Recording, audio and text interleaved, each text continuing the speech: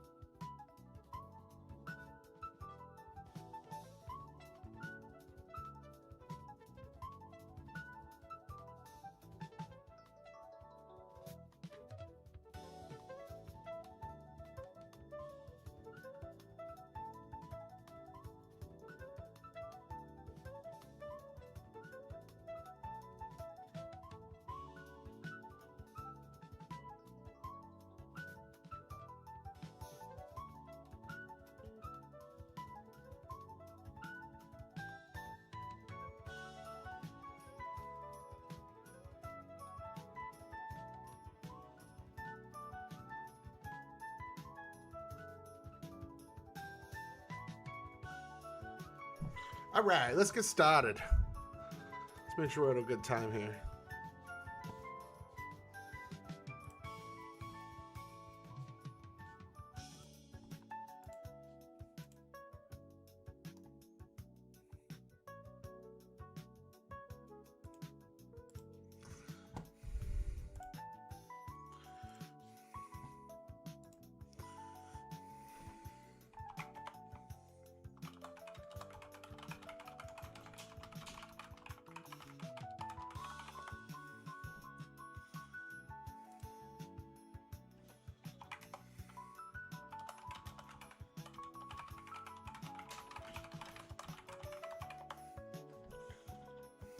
Trump, they were willing to do just about anything. January 7th, 2023, Kevin McCarthy becomes Speaker of the House. 16 days later, Jack Smith issues a subpoena for his phone records. Phone records from 2 years prior for a 2-month time frame, Election Day 2020 to January 7th, 2021. Jack Smith and the Biden Justice Department get the phone records of the top Republican in government, the guy second in line to the president. They know who called him, when the call took place, and how long it lasted. You can pattern an individual's life. They know who the speaker talked to before big votes, who he talked to after big votes, when he calls his colleagues, when he calls his family. And to add insult to injury, they go to the judge with a subpoena for a gag order on the carrier. AT&T, don't tell your customer, the Speaker of the House, that you just gave his phone calls to Jack Smith and Joe Biden. And here's the kicker. They say to the court, we need this gag order because he's a flight risk. Someone might tamper with witnesses or with evidence. Are you kidding me? The Speaker of the House is going to run? They got my phone records for 2.5 years. Even the Democrats said this was wrong. But of course, we shouldn't be surprised. Democrats have been going after President Trump for 10 years, for a decade. And the country should never, ever forget what they did.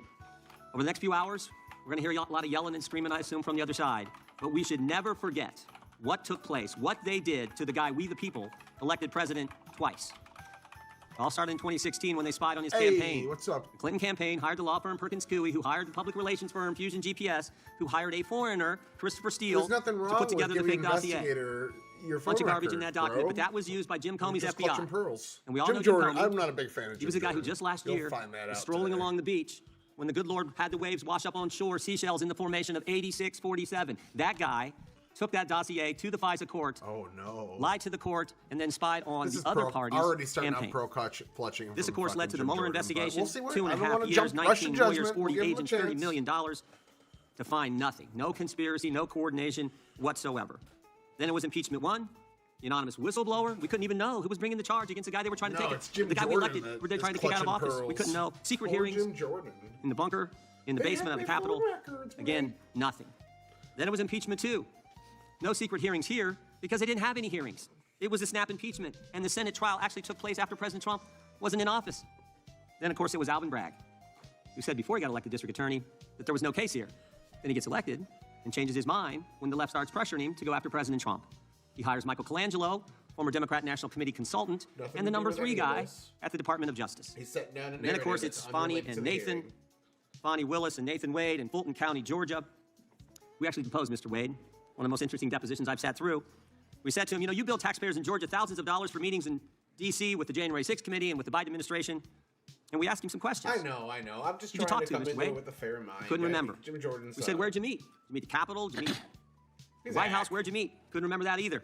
We said, were these meetings in person, but I don't on the phone? Use my dislike of Jim Jordan to judge couldn't remember. So I'm just kind of couldn't remember. We finally just asked him, did you really come to D.C. and meet people? He said, oh, yeah, I came. And I billed the taxpayers. I know I came. Just no idea who he talked to or what he did. And then there was the raid on President Trump's home, where they searched Barron's room and the First Lady's closet. In our deposition with Stephen D'Antuono, head of the FBI Washington Field Office, he told us none of the normal process, none of the normal protocol was followed in the investigation. He said, first of all, the case was run out of D.C. Normally, you run it out of the Miami field office. No, we're going to run out of D.C. He said he recommended, and the people in the FBI at the time in the Washington field office recommended they give the president notice before they do the search, or at least when they got there, before they start the search, call the president's lawyers, ask them to come there and meet them and conduct the search together. Again, the answer from Main Justice was no. Which brings us back to Mr. Smith. The reason why on November 18, 2022, 3 days after President Trump announces he's running for president, Attorney General Garland names Jack Smith special counsel. One of the first things Mr. Smith does is put on his team the very people responsible for the raid on President Trump's home. The very people. And then Jack Smith also puts on his team the people responsible for getting the phone records of dozens of members of Congress. People like Thomas Wyndham, who, when we deposed him, took the fifth 71 times. We've actually referred him to the Justice Department for obstructing our investigation. Jack Smith then gets a gag order in his investigation on President Trump from Judge Chutkan without filing a single affidavit with the court from a witness or a potential witness that they felt threatened by statements from the president. Stop and think about it. Jack Smith restricts the speech of the former president while he's a candidate for president. Things that he only had Thank goodness Mr. Smith was slapped down on appeal and the order was changed. In fact, just 2 weeks ago, the Washington Post editorial page, Jack Smith would have blown a hole in the First Amendment. I just want to read 2 sentences from this. Mr. Smith seemed unconcerned about interfering in the democratic process by seeking to muzzle a candidate for high office. 3 appellate judges, all nominated by Democrat presidents, ruled that Mr. Smith's proposed gag order infringed on President Trump's First Amendment rights. Okay, and of course they did. Fair. And this wasn't the only time Mr. Smith lost in court. In the classified documents case in Miami, Judge Cannon held that Mr. Smith was not permitted to be special counsel. Jack Smith was never properly appointed. In fact, he couldn't be properly appointed because he was never confirmed by the Senate for any position in the executive branch as the law requires. Here's what Judge Cannon stated. That's another fair quote, point. the special counsel position effectively usurps that important legislative authority, transferring it to a head of department, and in the process threatening the structural liberty inherent in the separation of powers. And of course, on July 1st, 2024, the United States Supreme Court ruled that President Trump had immunity for actions taken in his official capacity as the president. 1 month later, after this decision by the Supreme Court, Jack Smith files a superseding indictment on August 27th, 2024. But Mr. Smith doesn't stop there. He does something unprecedented. On October 2nd, he files a motion with the court before President Trump's defense counsel has even responded to the indictment. Everyone knows the normal process is the government indicts, the defense responds with some motions, and then the government responds to the defense. But Mr. Smith skips the second step. And the brief that he files is 165 pages, almost 4 times the court limit. I think Comer's even liberal Judge Chutkan, who's given Jack Smith everything he's asked for in the course of this investigation, even she called it atypical and irregular. Jordan's just an idiot. Now, why would Jack Smith do that? Why would he abandon proper procedure? Why would he ignore court rules? Let's speculate. Why would he do that? Let's make it up. Because he's running out of time. There's an election around the corner. It's coming in 33 days, and he's got to get President Trump. He's got to stop President Trump from tie him up in court. He's got to get to trial, or at a minimum, insert an 165-page political document into the presidential campaign. It was always about politics. The good news is the American people saw through it. They saw through it. For so long, the left has controlled so much in this country. The left controlled big media, the left controlled big tech, the left controlled academia, Hollywood, certainly the Democrat Party, and I think all too much the federal bureaucracy. But the left doesn't control we the people. And in spite of the left and the weaponization efforts of Jim Comey, Alvin Bragg, Bonnie Willis, and Jack Smith, we the people saw through it all, and we elected President Trump twice. Before turning to the ranking member for his opening statement, I would just ask unanimous consent to enter into the record the Washington Post editorial, Jack Smith would have blown a hole in the First Amendment. And with that, I yield to the gentleman from Maryland. Well, thank you kindly, Mr. Chairman. I want to start by recognizing the presence of 4 American heroes here today, 4 of the hundreds of officers who defended us on January 6, 2021, Michael Fanone, Aquilino Gunnell, Daniel Hodges, and Harry Dunn. And I thank them for being here today. Mr. Smith, thank you for appearing before the American people. I'm glad that the committee has finally granted you the same chance to report your findings to the American people that every other special counsel investigating an American president has had. The good chairman started by saying it's all about the politics. Well, maybe for them, but for us, it's all about the rule of law and who's going to stand by the rule of law and who's going to oppose it. Now, Mr. Smith, you're one of America's great prosecutors. For nearly 3 decades, you worked for justice under both Republicans and Democrats. The Manhattan DA office, where you prosecuted sex crimes and domestic violence cases. The Eastern District of New York, where you prosecuted murderers, rapists, gangbangers, and other violent criminals. Leading the public integrity section. At the Department of Justice, you brought prosecutions against corrupt public officials across the political spectrum. When you went to The Hague as chief prosecutor in the Kosovo trial, you prosecuted war crimes and crimes against humanity perpetrated against thousands of innocent victims. While others may have devoted their lives to corrupt self-enrichment, you have devoted your life to the rule of law and to public service. You've never been prosecuted for anything. You've never been convicted of anything. As far as I can tell, you've never even been the subject of a disciplinary proceeding over the course of your multi-decade career. But Donald Trump says you're a criminal and you belong in prison. He says you belong in prison, not because you did anything wrong, mind you, but because you did everything right. You pursued the facts, you followed the law, you stuck with extreme caution to every rule of professional responsibility. You had the audacity to do your job. Everybody here knows what you did wrong in Donald Trump's eyes and why he says you belong in prison.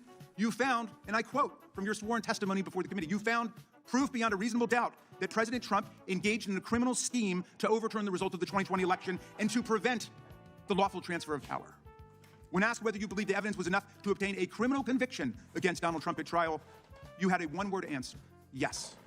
When asked if Donald Trump was responsible for the violence that took place at the Capitol on January 6th, you said, our review of the evidence was that he caused it and that he exploited it and that it was foreseeable to him. You found that Trump knew he had lost the election. The FBI refused. How? that. Well, his own Attorney General, William Barr, repeatedly told him so and described all of Trump's theories as BS.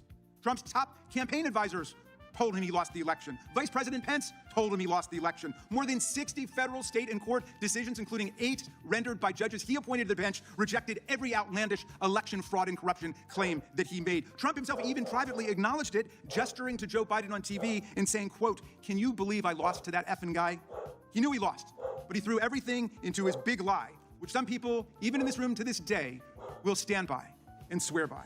Well, when the big lie wasn't enough to convince officials like Georgia Secretary of State Brad Raffensperger, a Republican, to commit election fraud and just fine Trump 11,780 votes, when it wasn't enough to convince Trump's DOJ to, quote, just call the election corrupt and leave the rest to me and the House Republicans. Real quick, I took a look at this article about Jack Smith blowing a hole in the First Amendment that Jim Jordan entered into the record, so I'll just go over it really quickly.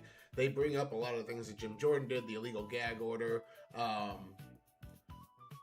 basically that his attempt to go after Trump here was going after Trump's First Amendment rights. And yeah, that's kind of why Jack Smith flat out said he didn't charge him with incitement of the riot. So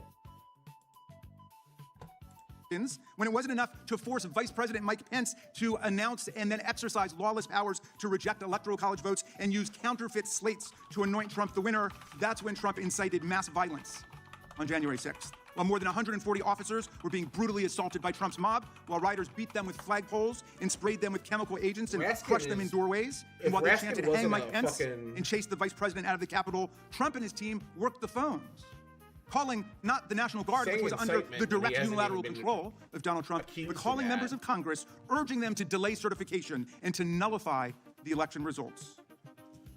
Special Counsel Smith, you pursued the facts. You followed every applicable law, ethics rule, and DOJ regulation. Your decisions were reviewed by the Public Integrity Section. You acted based solely on the facts, the opposite of Donald Trump, who now is purported to take over the Department of Justice. Jack Smith flat out said he didn't have the evidence to go after him for First Amendment, for incitement or for insurrection because of a lack of evidence and First Amendment protections from previous case law.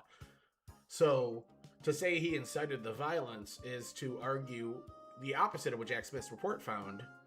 So I think Raskin here is kind of taking some, not nearly as bad as Jim Jordan, but he's taking some liberties. He's in charge of the whole thing under his unitary executive theory, and he acts openly, purely based on political vendetta and motives of personal revenge. And he doesn't deny it. Our colleagues have complained about the special counsel's review of poll records, which are phone records like a phone bill, showing only the timing and duration of calls and containing no content, no substance whatsoever from the calls. But those records were lawfully subpoenaed because Donald Trump made those members of Congress relevant to the investigation. It was Trump who chose to call them to advance his criminal scheme. As you testified, Mr. Smith, if Donald Trump had chosen to call a number of Democratic senators, we would have gotten poll records for them too. I trust our colleagues get the point because America certainly gets the point. There's much Mr. Smith still can't talk about, but we know he badly wants to. His investigation developed what he calls powerful evidence that Trump stole documents containing our country's most sensitive secrets, hoarded them in the ballrooms and the bathrooms of his well-trafficked Mar-a-Lago social club. He showed them off to visitors, and then he obstructed a federal investigation by instructing his attorney to— When the judge in Florida told Jack Smith he didn't have the authority because he wasn't appointed by Congress, she gave them the off-ramp to go through the Miami branch.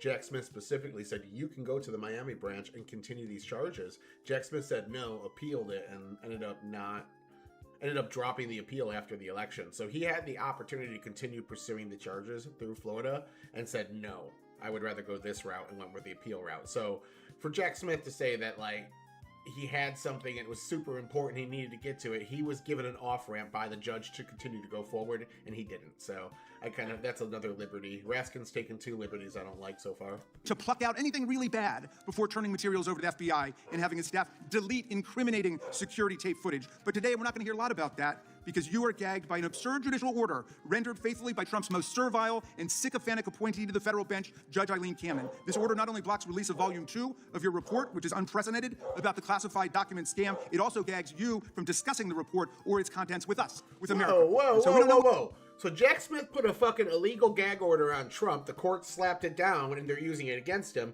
Judge Cannon puts a gag order on Jack Smith. He appeals it and loses, and they're saying that gag order is the bad one? No, this is sleight of hand. That's number 3 strike by Jamie Raskin right there. Yeah, maybe you're right, Doug. Maybe he is a little bit more dishonest than I thought.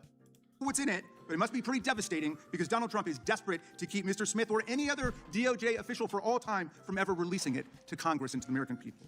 Now, Mr. Smith, if any of our colleagues foolishly choose to attack you and vilify you today, and I know that's not going to happen from some serious prosecutors over there, like Mr. Knott and Mr. Schmidt, who understand what federal prosecutors do and what the rule of law means. But if anybody decides to attack you personally, they will only be revealing their own ignorance of what prosecutors do and their own indifference to what the rule of law requires in America. They will only be stroking a wounded ego. Twice impeached, convicted felon president who not only unleashed a mob against Congress and his own vice president, but is now pardoned and released into our communities hundreds of extremists, insurrectionists, and cop-beating felons who have proceeded to commit dozens more crimes against the American people since they were pardoned. Mr. Smith, I understand you are a long-distance marathon runner. I read that you're a triathlete who's done more than 100 triathlons and 9 Ironman competitions. You are in the fight for justice and the rule of law for the long distance, for the long haul, and I thank you for that. And we should all try to follow your example. America looks forward to your testimony today. I yield back to you, Mr. Chairman. The gentleman yields back without objection. All of their opening statements will be included in the record. We will now introduce today's witness. Mr. Jack Smith was appointed as special. Between the two of those, who won? I would have to argue because Raskin said, well, the first minute and a half of Jim Jordan was all pretty much non-related fabrication, building a narrative, had nothing to do with the case. But once he actually got into the meat and potatoes, he was technically right about most of it. Like, they did have the right to subpoena his phone records. He shouldn't have been communicating with somebody that they were alleging commit crimes, and they have the right to look into that. Absolutely. But other than that, he was right. That gag order was illegal and a First Amendment violation. Where the gag order placed on Jack Smith was not. He went to court with it, and it stayed on. A judge put it in place. All he did then was just accuse the judge of being biased. So, like, the appeals courts are biased too. Everybody that had a hand on that could potentially move that gag order was also biased. The entire court system was biased against Jack Smith. That's bullshit. I think Raskin came out the loser here, sadly. He started out stronger, but he just morphed into disinformation as he went on and on and on. Counsel, on November 18th, 2022, he served until January 7th, 2025. We welcome our witness today. We'll begin by swearing you in. Would you please rise and raise your right hand?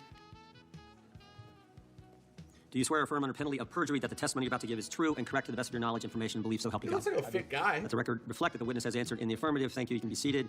Please know that your written testimony will be entered into the record in its entirety. Accordingly, we ask that you summarize your testimony. Mr. Smith, you may begin. Chairman Jordan, Ranking Member Raskin, members of the committee, thank you for the opportunity to discuss my work as special counsel. I love my country and believe deeply in the core principles on which it was founded. For nearly 3 decades, I've served as a career prosecutor in both Republican and Democratic administrations. I've handled cases ranging from domestic assault and gang violence, to public corruption and election crimes across the United States, and I've prosecuted war crimes overseas. I am not a politician, and I have no partisan loyalties. My career has been dedicated to serving our country by upholding the rule of law. Throughout my public service, my approach has always been the same. Follow the facts and the law without fear or favor. Experienced prosecutors know that specific case outcomes are beyond our control. Our responsibility is to do the right thing, the right way, for the right reasons. These principles have guided me through my career, including as special counsel. I'm proud of the work my team did, and I appreciate the opportunity to appear here today to correct false and misleading narratives about our work. During my tenure as special counsel, we followed Justice Department policies, we observed legal requirements, and took actions based on the facts and the law. So far, besides puffing I made my decisions without regard to President Trump's political association, activities, beliefs, or candidacy in the 2024 election. President Trump was charged because the evidence established that he willfully broke the law, the very laws he took an oath to uphold. Grand juries in 2 separate districts reached this conclusion based on his actions, as alleged in the indictments they returned. Rather than accept his defeat in the 2020 election, President Trump engaged in a criminal scheme to overturn the results and prevent the lawful transfer of power. After leaving office in January of 21, President Trump illegally kept classified documents at his Mar-a-Lago social club and repeatedly tried to obstruct justice to conceal his continued retention of those documents. Highly sensitive national security information was held in a ballroom and a bathroom. That's true. As I testify before the committee today, I want to be clear. I stand by my decisions as special counsel, including the decision to bring charges against President Trump. Our investigation developed proof beyond a reasonable doubt that President Trump engaged in criminal activity. If asked whether to prosecute a former president based on the same facts today, I would do so regardless of whether that president was a Democrat or... Now, that's not the problem. What he's bringing up is the documents case where they had some pretty solid evidence. The problem there was that he was illegally appointed to do that. And again, the judge gave him Eileen Cannon gave him an off-ramp. She said, you can continue to pursue these charges, but you have to do it through the Southern Tier, or the fucking law office out of Miami. I don't remember what it's called off the top of my head. And he said no. He decided to instead go for the appeal route. So I would say that the reason why he didn't get those charges to go further is because he stopped fucking pursuing them and decided to go appeal. It just didn't... I don't know. But I want to hear more about the other charges, the 3 counts of obstruction and 1 count of fraud that were in Washington, D.C. based around the Eastman plot. Or a Republican. No one should be above the law in this country, and the law required that he be held to account. Illegals. So that is what I did. To have done otherwise on the facts of these cases would have been to shirk my duties as a prosecutor and as a public servant, of which I had no intention of doing. I remain grateful for the counsel, judgment, and advice of my team. President Trump has sought to seek revenge against career prosecutors, FBI agents, and support staff simply for having worked on these cases. To vilify and seek retribution against these people is wrong. Those dedicated public servants are the best of us, and it has been a privilege to serve with them. After nearly 30 years of public service, including in international settings, I have seen how the rule of law can erode. My fear is that we have seen the rule of law function in our country for so long that many of us have come to take it for granted. The rule of law is not self-executing. It depends on our collective commitment to apply it. It requires dedicated service on behalf of others, especially when that service is difficult and comes with costs. Our willingness to pay those costs is what tests and defines our commitment to the rule of law and to this wonderful country. Thank you. Gentlemen, So real quick, Jack Smith, he said it was brought up that he'd never been in trouble, basically never been arrested. What he is known for is being part of the Obama-era scandal where the IRS was targeting mostly right-wing, but often sometimes leftist groups as well, targeting tax-exempt groups for going after them with the IRS. He was one of the prosecutors in that. So he does have a little bit of a stain on his record, but it's nothing criminal. So, I think it's a...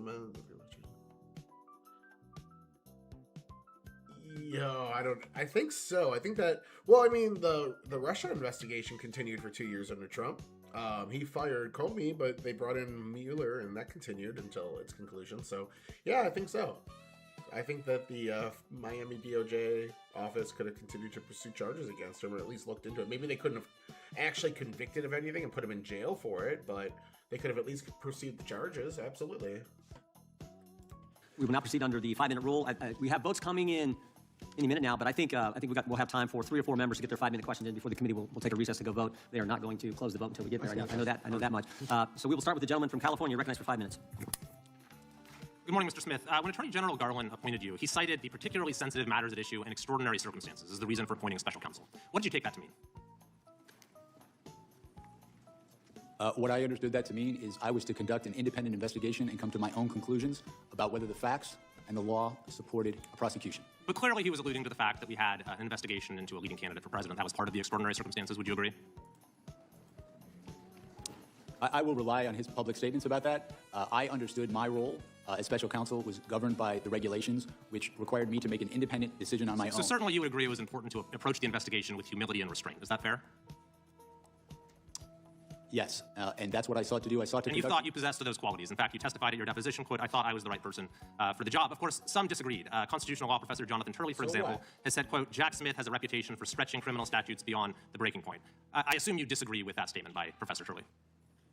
I do disagree with that statement. I think my career speaks for itself. But that statement was also, and I'm sorry to have to interrupt, I just have a short amount of time. That statement was also echoed by the United States Supreme Court in a unanimous opinion in McDonald versus the United States, where the court overturned convictions that you had pursued against a former governor, criticizing your boundless interpretation of the federal criminal statute at issue. That opinion was joined by Justices Ginsburg, Breyer, Sotomayor, and Kagan. So do you also disagree with that statement by those justices? Jonathan Turley, he is a legal professor, but he's also an abundant defender of the Republicans. So you gotta take what he says with a grain of salt because he's a Republican and stands up for them all the time. So for the Supreme Court to say it, that is a much bigger charge than Jonathan Turley. He should have led with that.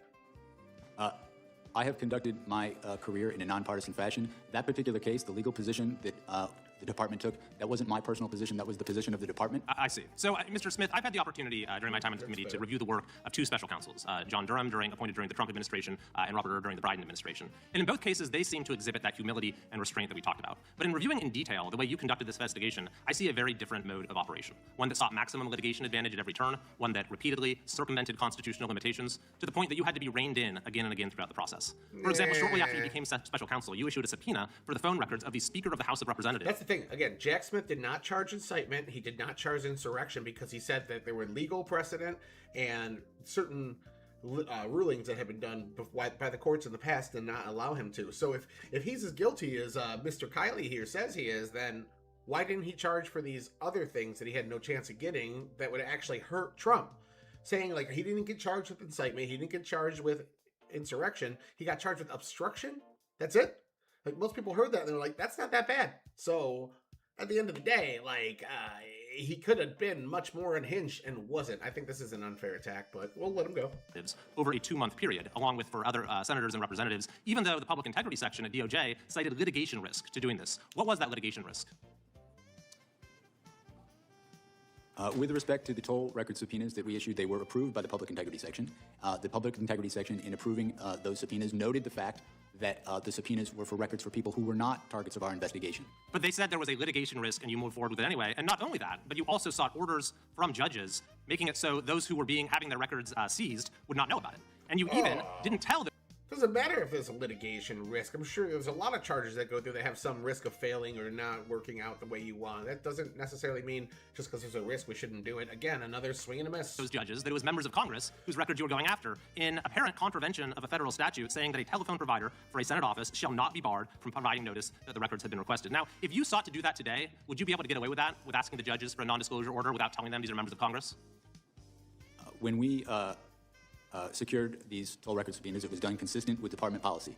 You're correct in that that policy has since changed. They changed the policy based upon the actions that you took. Similarly, you issued a gag order. That was big and it didn't look like it. He tried to say, would you be able to get away with that today? As in, like, he was doing something bad. He's like, no, I wouldn't be able to because the policy of the administration changed when a new administration came in. So obviously I wouldn't be able to do that now. They changed the rules. There's nothing illegal done. They just changed the fucking rules of how the prosecutors are supposed to operate, probably because of this. So that's silly. Order against President Trump that the D.C. Circuit Court of Appeals vacated as overbroad. Is that correct? Well, the D.C. Court of Appeals, in passing on that order, found that it was justified. They narrowed the order, but they confirmed that the phenomenon... They narrowed the order because it was overbroad. In addition to that, you sought an early trial date that the district court rejected. And when you presented your prosecution memo to Attorney General Garland, it's been reported that he was visibly unimpressed and expressed First Amendment concerns. So, Mr. Smith, looking at the record, I see that you were reversed and rebuked by the Department of Justice itself, by the Attorney General, by the Solicitor General, by multiple district court judges, by the Court of Appeals, and by the U.S. Supreme Court itself. So my final question is, do you believe that you made any mistakes? Do you have any regrets as to how you conducted this investigation? That's a fair. All right. If I have any regret, it would be not expressing enough appreciation for my staff who work so hard in these investigations. We follow the facts and the law. These people who work for me sacrificed endlessly and have endured way too much just doing their job. So if anything, I wish this guy's a dick. No mistakes. There's that humility. Mr. Chair, I yield back. Yeah, Tom Gentleman's right. The chair now recognizes Ranking Member for 5 minutes. Well, thank you, Mr. Chairman. And the good gentleman from California certainly knows, because he was a student of mine, that lawyers go to court and sometimes they win motions and sometimes they lose motions, and there's no crime in any of that. And I'm just sorry that you had to be lectured about humility and restraint by a politician, because we might not be best poised to lecture you on those particular virtues. But let's go to the toll record, since that's been raised, Mr. Smith.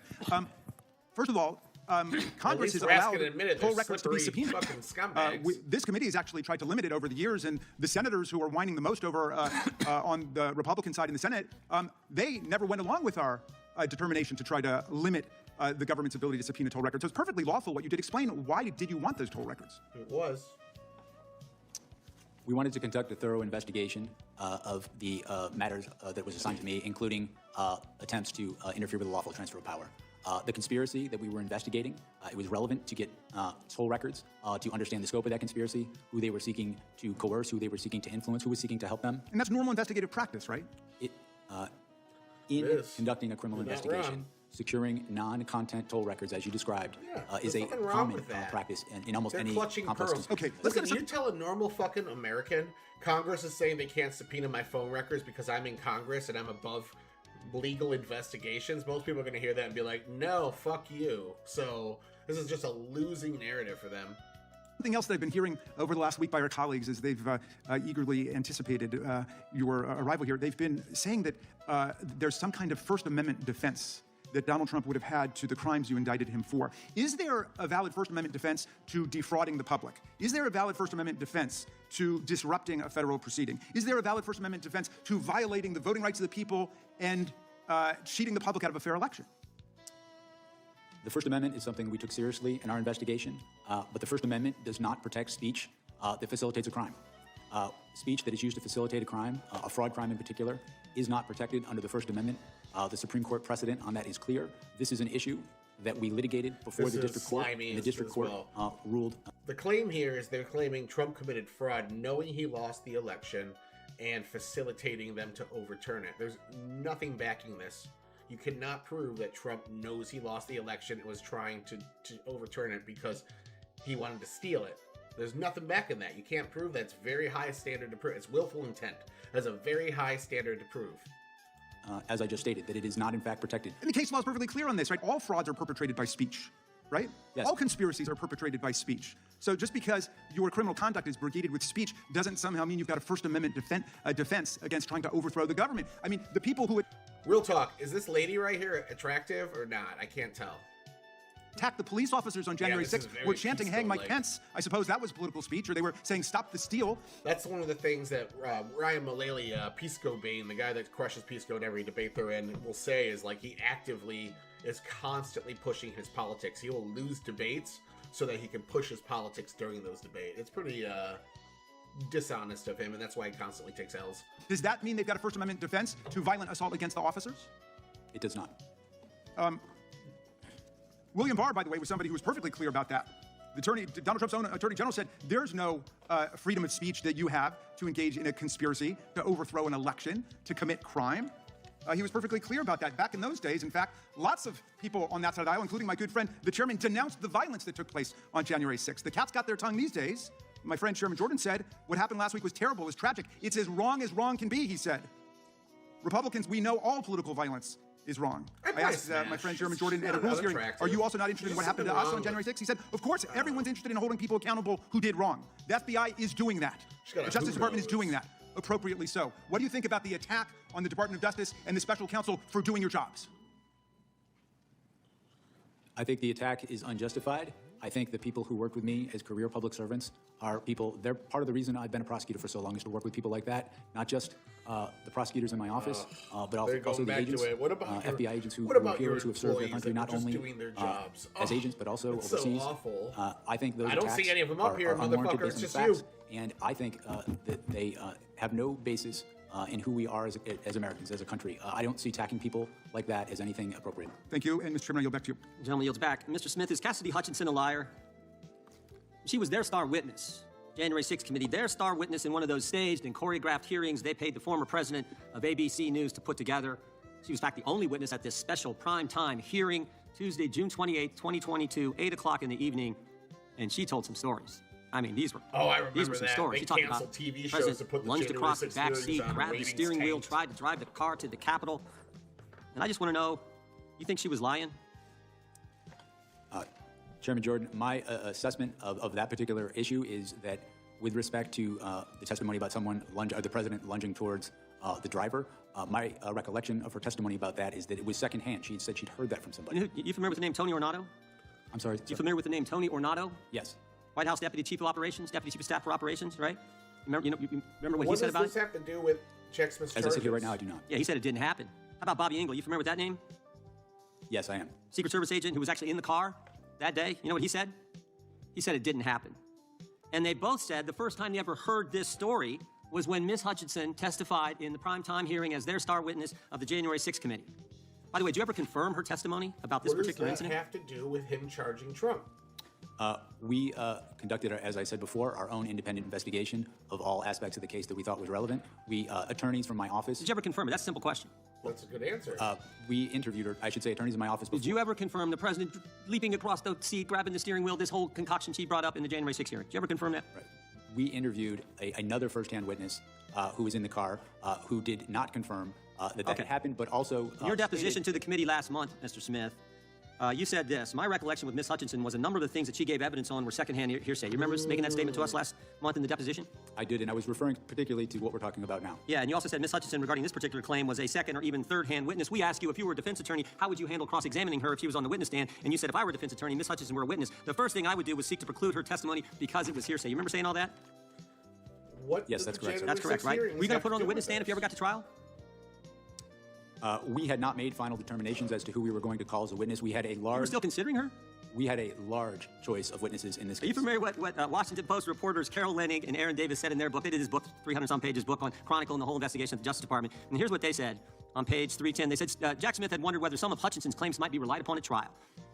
Still, at one point, Smith told the elections team he wasn't ready to give up on Hutchinson's account. Ultimately, however, Trump administration officials uniformly, fiercely disputed her accounts under oath. Prosecutors on your team told Smith they wouldn't want to use Hutchinson as a witness in court, and Smith agreed.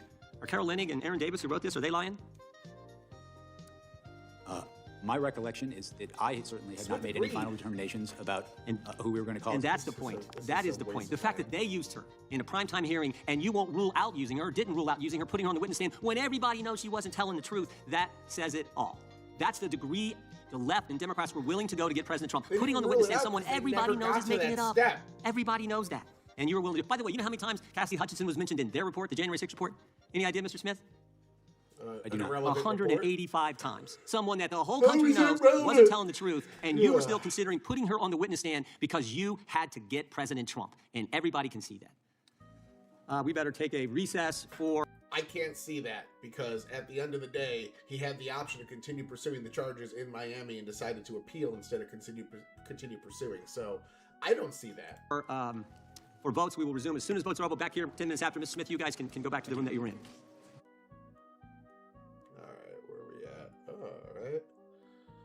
We're already an hour and a half in, guys. Chairman, and this just goes to Good the job. question of the hypothetical witness at the trial that didn't happen. New York Times, May 1, 2024, Trump acknowledges he wanted to go to the Capitol on January 6th. Objection. Carol Leonnig, who you quoted, Carol Leonnig outlines Tony Ornato's history of lies. That's June 30, 2022.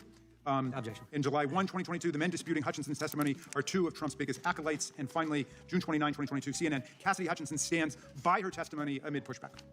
Thank you very much. Gentleman from New York is recognized. Thank you, Mr. Chairman. Mr. Smith, over the past few years, Republicans have waged constant attacks on Jerry you. Nadler. Donald Trump has said you are totally compromised, a political hitman, a left-wing radical, a criminal, a fully weaponized monster, and that you should be considered mentally deranged and thrown out of the country. Just this week, he called you a sick bastard. Unfortunately, the rules of decorum prevent me from saying what I think of Donald Trump. But he is not the only one to launch attacks against you. Chairman Jordan has accused you of abusive surveillance and accused you and your team of partisan and politically motivated prosecutions. Despite the mountain of evidence that you laid out in the special counsel's report and in your court filings, President Trump's supporters are convinced that the only reason your team tried to hold him accountable is because you have a vendetta against him. I want to address these allegations today. You have had a long and distinguished career with the Justice Department, including serving as the chief of DOJ's Public Integrity Section for 5 years. While leading the Public Integrity Section, you led investigations and prosecution of public figures and political leaders from both parties, Republicans and Democrats. Can you give us a couple of examples? This has nothing Sorry to about do that. with anything. During my time as the chief of public integrity, I investigated cases involving both Republicans and Democrats. The standard in all of those cases was the same: follow the facts and the law. Didn't matter what party you were in; it mattered the facts of the case. In doing that, there were cases I brought against Democrats and cases I brought against Republicans. There were also cases that I investigated and did not bring against Democrats and Republicans. Party affiliation played no role in my investigations. Nothing to do with this. I can think of multiple cases of prominent members of Congress that we investigated who were Republicans who, upon reviewing the law and the facts, I decided not to go forward in those cases. And the same can be said with people on the Democratic side. I've always tried to follow the facts and the law in my career. When it comes to deciding whether to pursue a criminal prosecution of an individual, what factors do you consider? The primary factors are the facts and the law. As a federal prosecutor, in making a prosecutorial decision, you're guided by the federal principles of prosecution, which guide one not only to look at the facts and the law, but the federal interest. And that is exactly what we did in this case, as set forth in my final report. Does partisan politics play a role in your decision whether or not to prosecute someone? None. To be clear, did partisan politics play a role in your decision to charge Donald Trump? It did not. Okay, fine. What does it we're do to back the justice it. system if political leaders place pressure on prosecutors to file charges against their political enemies? What are the implications if prosecution decisions are based on politics, not the law? I think it weakens the rule of law in our country because it weakens the mechanism for us to prosecute, among other things, corruption. When there is... See, I completely disagree with this. The two sides hold each other in account. I want Republicans to do deep dives in the Democrat and find all the things Democrats are doing that are wrong, and I want Democrats to do deep dives in Republicans and find all the things Republicans are doing wrong. We should have political prosecutions in this country. We shouldn't be letting politicians off the fucking hook if they do something illegal just because they're politicians. The fact that subpoenaing their phone records in an absolutely legal way is considered egregious is wild to me, because that wouldn't work for you or me. That wouldn't work for any normal person. Well, I work in programming, so you can't take my phone records. That's not how that fucking works for us. So why the fuck should it work like that for them? Political prosecutions, targeting people because they're enemies of the president.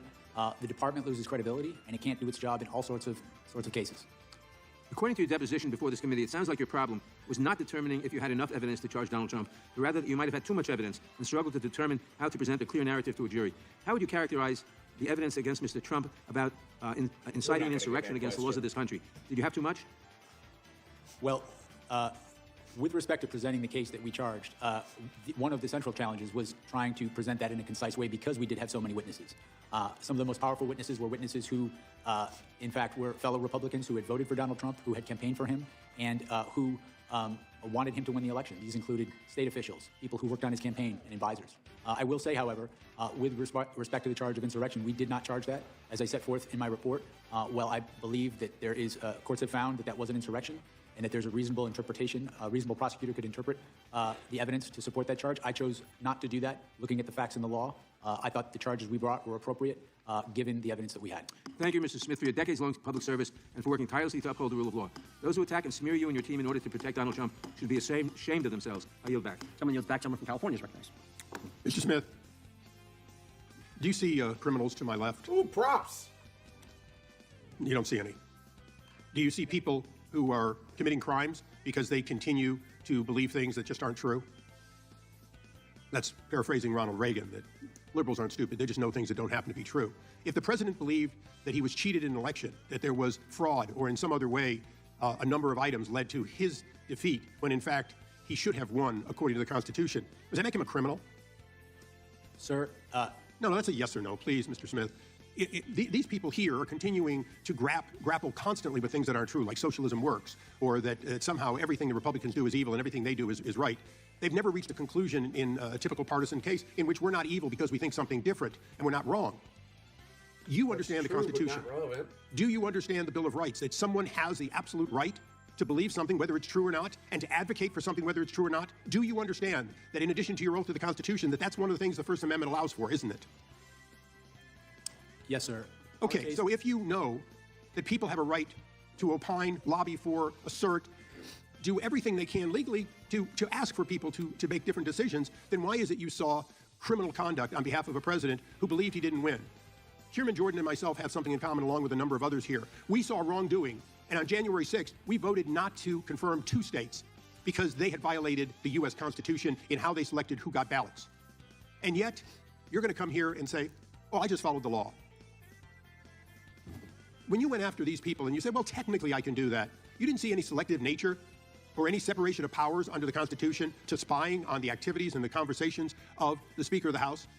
To what end would conversations between the Speaker of the U.S. House, third or second in line to be the President, and the President, in what basis would it be any of your business Congress other than you believe that there was a conspiracy without conspiracy as a basic premise? He's making some good points. Trump legitimately believed he won, so him thinking he did and extinguishing all of his legal routes is perfectly acceptable, and that's what his interpretation of the Electoral Count Act was his interpretation of how the law could potentially be used.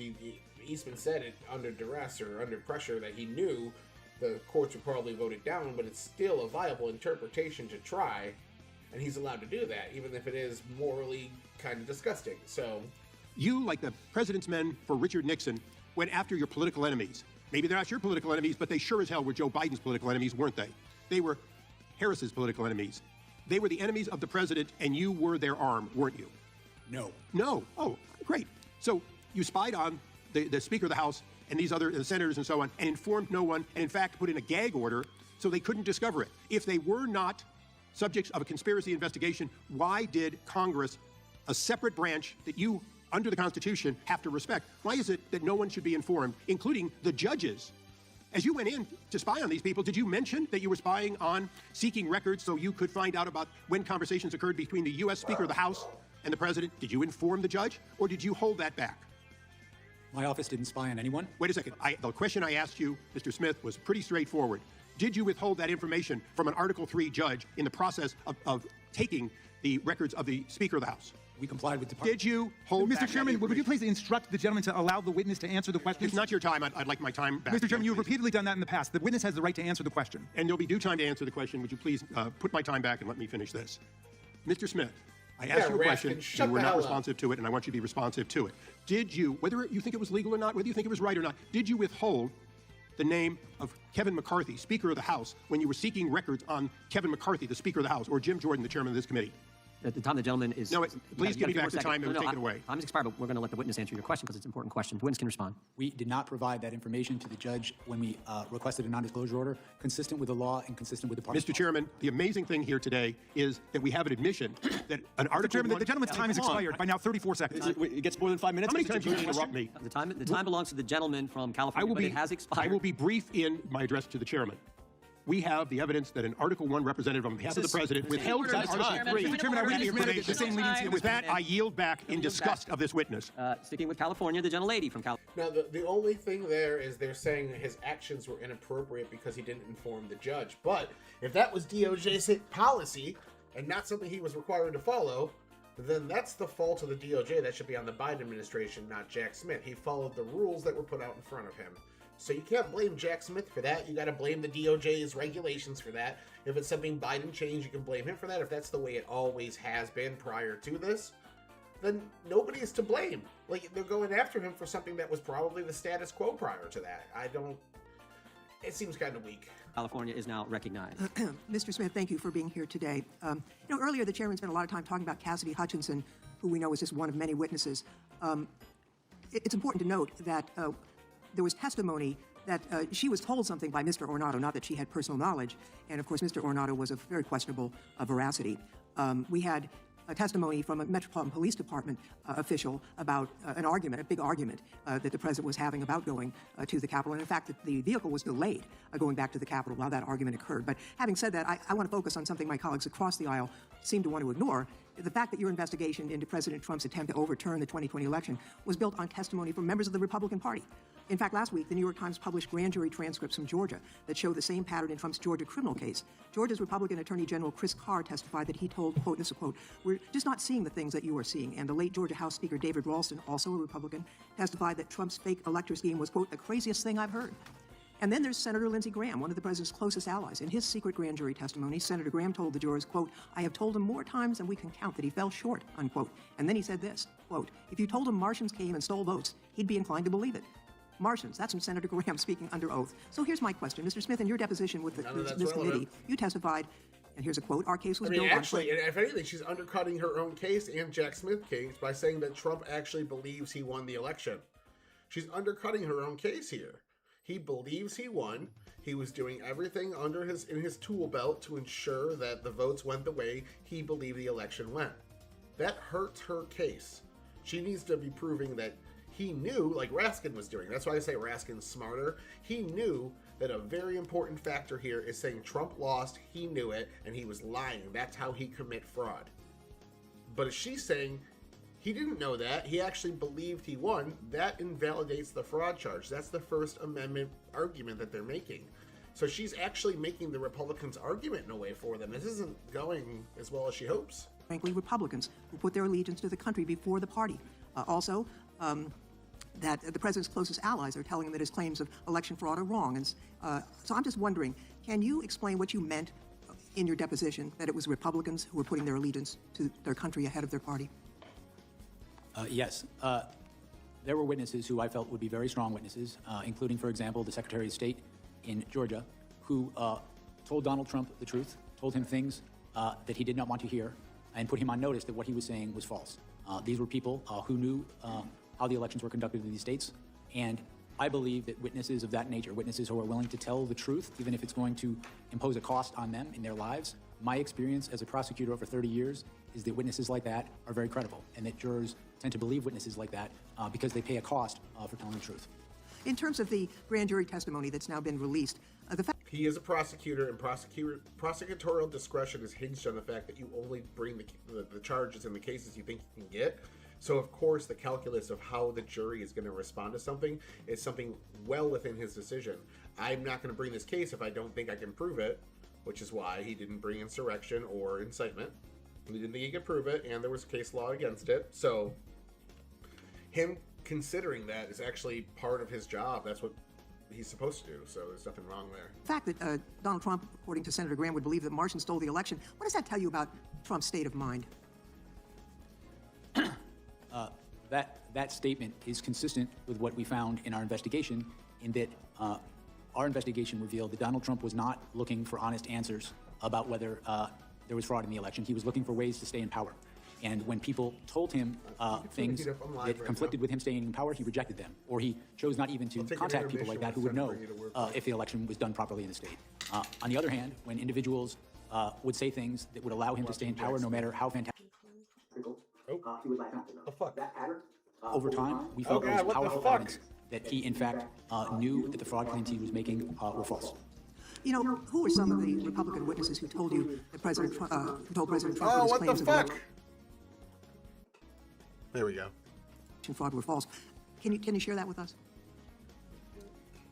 No, I'm alone. There were right now, but a it is an range open of panel. witnesses. Anyone can join if They wants to. ranged from people on his campaign team who had wanted him to win, were employed to help him win the election. They included state officials, state Republican officials, who wanted him to win, voted for him, campaigned for him, asked him and his co-conspirators to provide evidence close the to door! support their claims, and invariably they never did.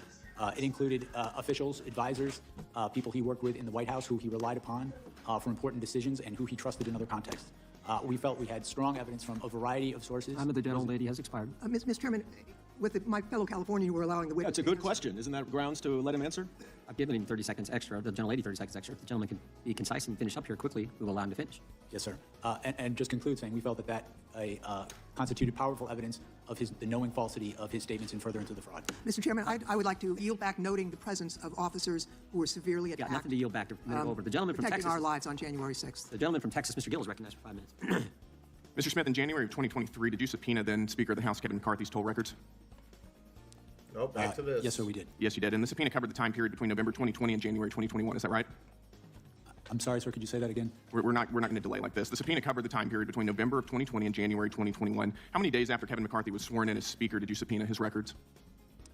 I don't recall, but those two things had nothing It to was do with one. 16 days after becoming the highest-ranking Republican in the House of Representatives. You subpoenaed his toll records. Do you agree that that might reasonably be considered a violation of the speech or debate clause? I do not, and I want to be clear that the toll You were records... collecting months' worth of phone data on the Republican Speaker of the House, the leader of the opposition, right after he got sworn in as Speaker, all around the time of a major vote. That sounds like a flagrant violation of the speech or debate clause to me, and I think most people agree with me. And Speaker McCarthy had no recourse, did he? Because you issued a non-disclosure order ensuring that neither he nor any of the American people knew about these subpoenas. Is that right? Weak. The toll record, the non-content toll record subpoenas, we did secure non-disclosure orders for those subpoenas. You did. And let me ask you, Mr. Smith, at the time you secured those non-disclosure orders, was Speaker McCarthy a flight risk? The non-disclosure order was based on concerns about... Was Speaker McCarthy a flight risk? He was not. He was not. Then why did your non-disclosure order refer to him as flight risk? It says right here, the court finds reasonable grounds to believe that such disclosure will result in flight from prosecution. Sir, when securing a non-disclosure order, the risks don't have to be You associated... think that the Speaker of the House is a finish flight answering risk? the question? No, this is not your time. This is my time. You think the Speaker of the House is a flight risk? You think he's going to hop on a plane and leave the country? No, what I was trying to explain is, with respect to a non-disclosure order, the risks aren't necessarily associated with the subscriber to the phone. They're the risks to the investigation. I think that you were using, this was clearly in reference to gonna Speaker flee the McCarthy, and you were using investigation? clearly false information to secure a non-disclosure order to hide from Speaker That's McCarthy a and from the fair American claim. people the fact that you were spying on his toll records. But I've got more so let's finally move on. got a In May of win for this 2023, you weak also issued argument. subpoenas for toll records of 9 U.S. senators and an additional representative. Is that right? In May of 23, we did issue... You did, and there were non-disclosure orders in conjunction with those subpoenas as well, right? That's correct, consistent with department policy and Right. the law. So again, nobody would know what you were doing. The senators would, and the representatives would, and the American people wouldn't know what you were doing. Is that right? The toll records that we secured and the non-disclosure orders were consistent with policy and... And you knew whenever you were doing that there was a risk you were violating the speech or debate clause. Is that right? The toll record subpoenas that we secured were with the concurrence of the Public Integrity. Your own analysis says that you knew there was a risk you were violating the speech or debate clause. I have it right here. This is an email from John Keller at Public Integrity Section to your team. As you are aware, quote, as you are aware, there is some litigation risk regarding whether compelled disclosure of toll records of a member's legislative calls violates the speech or debate clause. It's making his investigation look like it was reaching, and it's making him look like an uncredible witness. As he's answering questions no, and then he's turning around and showing evidence of yes, then this is actually more effective than I thought it was going to be. I might have spoken too soon when I said this was a weak argument. This is actually doing pretty well so far. In the D.C. Circuit. That's from your own analysis right there. So you did know, didn't you? So with respect to the item you just put up on the screen, the last sentence states... we're going to get to the last sentence. Okay. We're going to get to the last sentence. And you cite case law in here, quote, the bar on compelled disclosure is absolute. Is that right? Or do you think that you didn't have to abide by that precedent?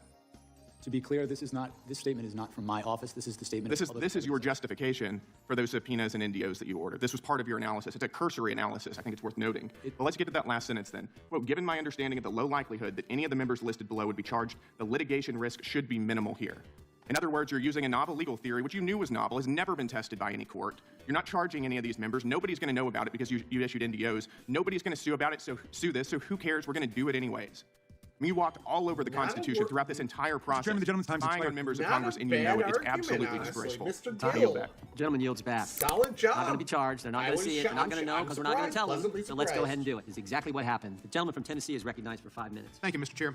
Mr. Smith, it's great that you've been allowed to come here and testify to the American public. Is there anything you'd like briefly to discuss that Mr. Gill brought up on the reasons why you needed those phone records and the limitations that you thought might have been on you and the prosecution because of the risk of the investigation? Sure, and I would begin by pointing out that the email that was referenced wasn't a justification from my office. It was an email from the Public Integrity Section to my office. Yeah. No, I agree with that. It was likely he was reaching. The subpoena.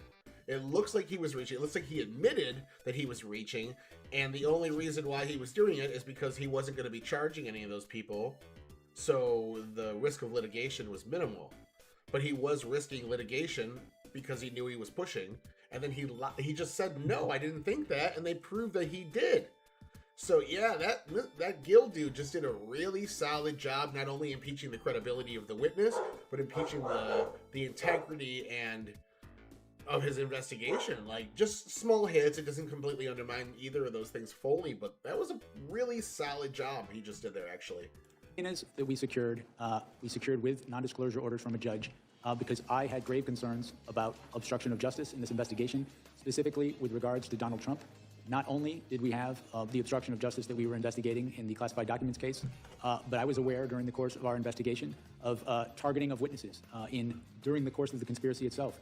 There were election workers who had their lives turned upside down and received vile death threats because they were targeted by Donald Trump and his co-conspirators. I had a duty to protect witnesses in this investigation. That risk, that threat to witnesses was only confirmed when we went forward in this case and Donald Trump suggested that one witness should be put to death and then also issued a statement to the effect of... So he needed to put a gag order on the courts about subpoenaing phone records because he was worried about witnesses. That's why. That is weak. If you come after me, I'm coming after you. In my mind, I can't think of a more direct threat to witnesses and individuals involved in that proceeding. Given that sort of threats, it was, in my view, completely appropriate to protect the integrity of the investigation, to protect against destruction of evidence, and to protect the witnesses in our case. So you withheld evidence from the courts? It was so imperative that I couldn't tell the courts I was doing something, that I was risking litigation because I was doing something that could have been improper. But it was so important to protect the witnesses that I had to break the law and lie to the judges. This is a weak fucking argument. He is not defending himself well in this. And just to make clear, you did not see any of the discussion. There was not any. It was just the content that they made a call to the president and vice versa, but nothing about any content whatsoever. That's correct. A toll record subpoena gives you who a call is from, who it is to, and the length of that call. It does not tell you the content of what people are speaking about. You felt that you had a case that was one that you would win beyond a reasonable doubt, no moral certainty. Is there anything in your facts that you've had that you would have used at trial that you believe has not been presented to the public in the past or has been misrepresented to the public?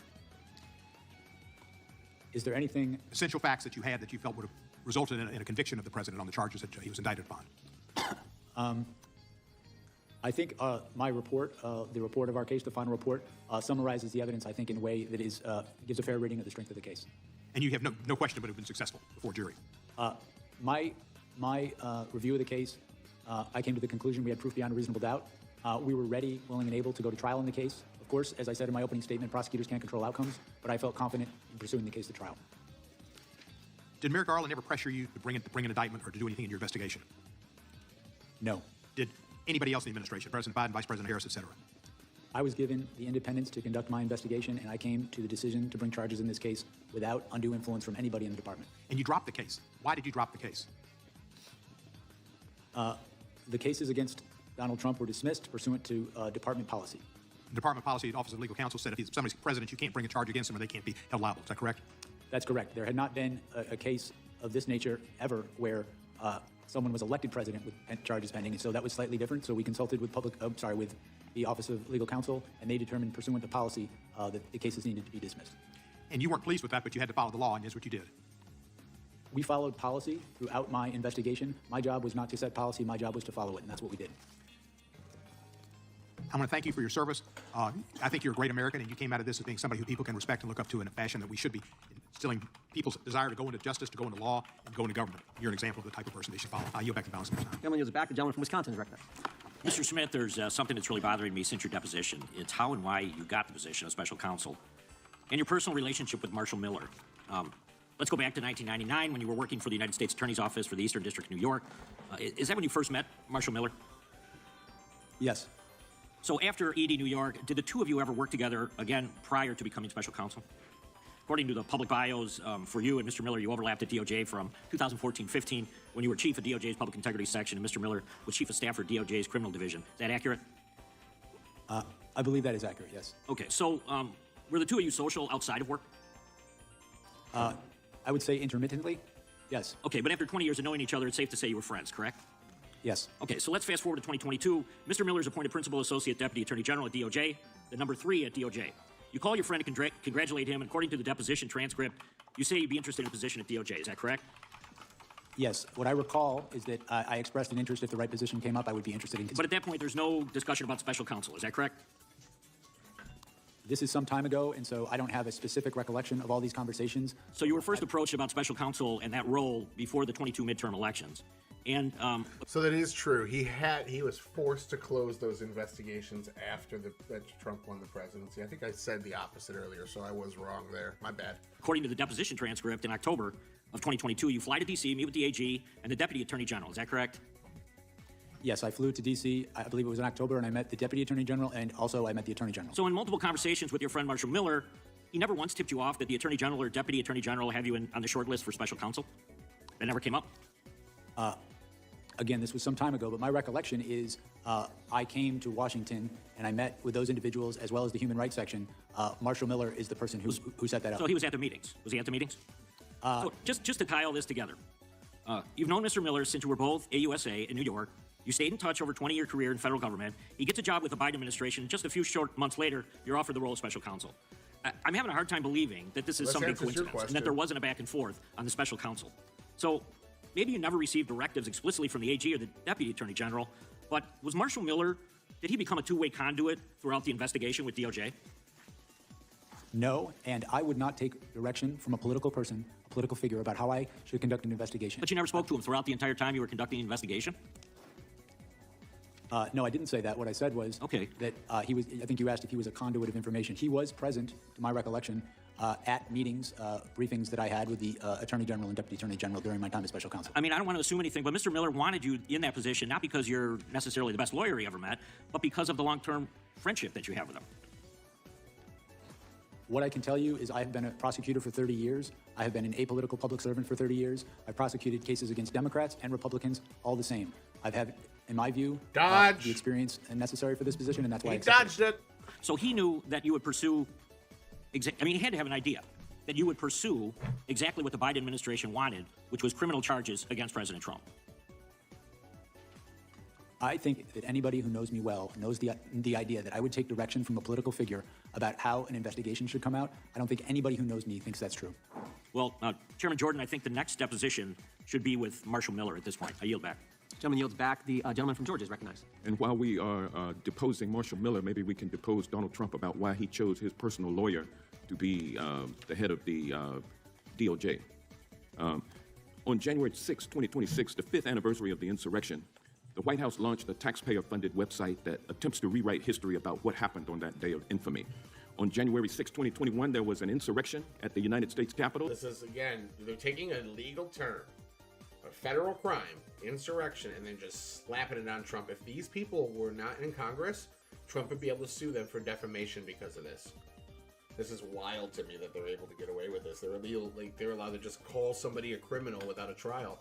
This is the same idea that Colorado and 7 other states did when they tried to remove Trump from the ballot. They deemed him an insurrectionist without a trial, without letting him face his accuser, without a jury of his peers. They just deemed him an insurrectionist and tried to remove him from the ballot for it.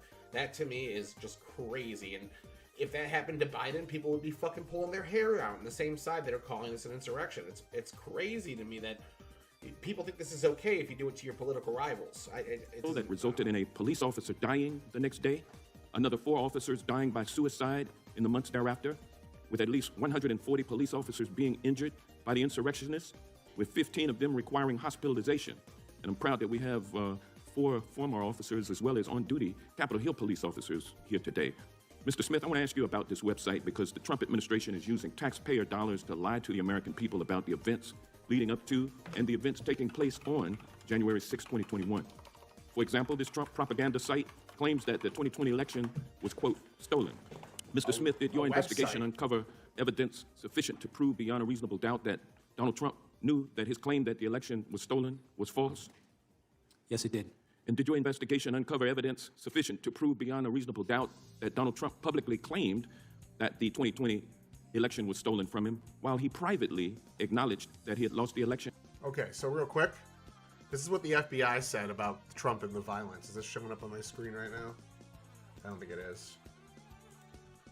No, it's not. Fuck. FBI finds no evidence that Trump and his allies were directly involved with organizing the violence of the Capitol riot. Meaning if he was not in any way involved with the violence organizing it, he didn't incite it because that was never charged. And you cannot link him to the violence. You have to have some sort of a link there to claim it's true. If I punch someone and flick them, they're both as solid, but are they equally bad? Yeah, no, I get what you mean there. Yes, we cited instances of that during our in our case.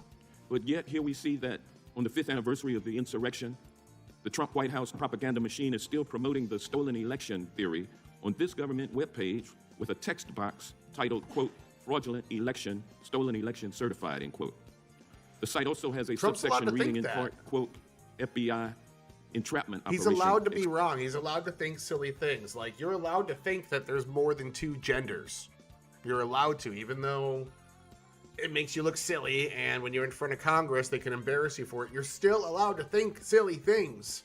It's perfectly fine. And Trump thinking the silly thing that he can't prove that isn't true is his ability. Like, it's up to the voters to decide if that's a deal breaker or not, and it wasn't. Exposed.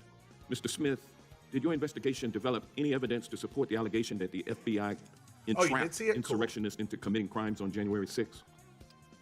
Our investigation revealed that Donald Trump is the person who caused January 6th, that it was foreseeable to him, and that he sought to exploit the violence.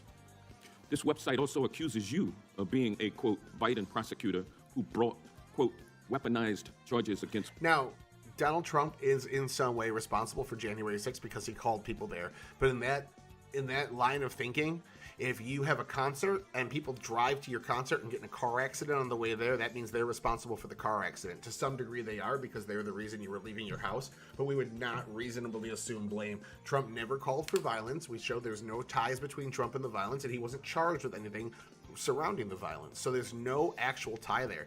This dude from Georgia, Mr. Johnson here, is fabricating. If he was not a member of Congress, he could be sued for defamation for exactly what he's doing right now. It's wild that we don't allow that. It's Mr. Trump. Mr. Smith, were you a Biden prosecutor who weaponized the Department of Justice against Donald Trump? Absolutely not.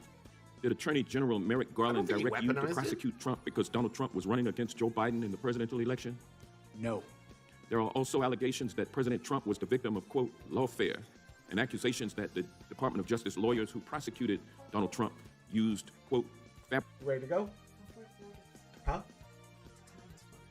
Okay, we'll go. I'm going to do like a 10-minute intermission to take my wife to work. So let me throw the BRB up real quick, close the camera. You guys stay fucking classy. I'll be back at about 20 minutes. 15 minutes. She lives, it's right around the block. And then we'll finish this hoopty up. We're about halfway there already. And there's another intermission, I'm pretty sure, part of the way through it, so we can skip a bit. But yeah, we're going strong, and it looks like Eric Swalwell's coming up. He's always fucking retarded and entertaining, so give me about 10-15 minutes.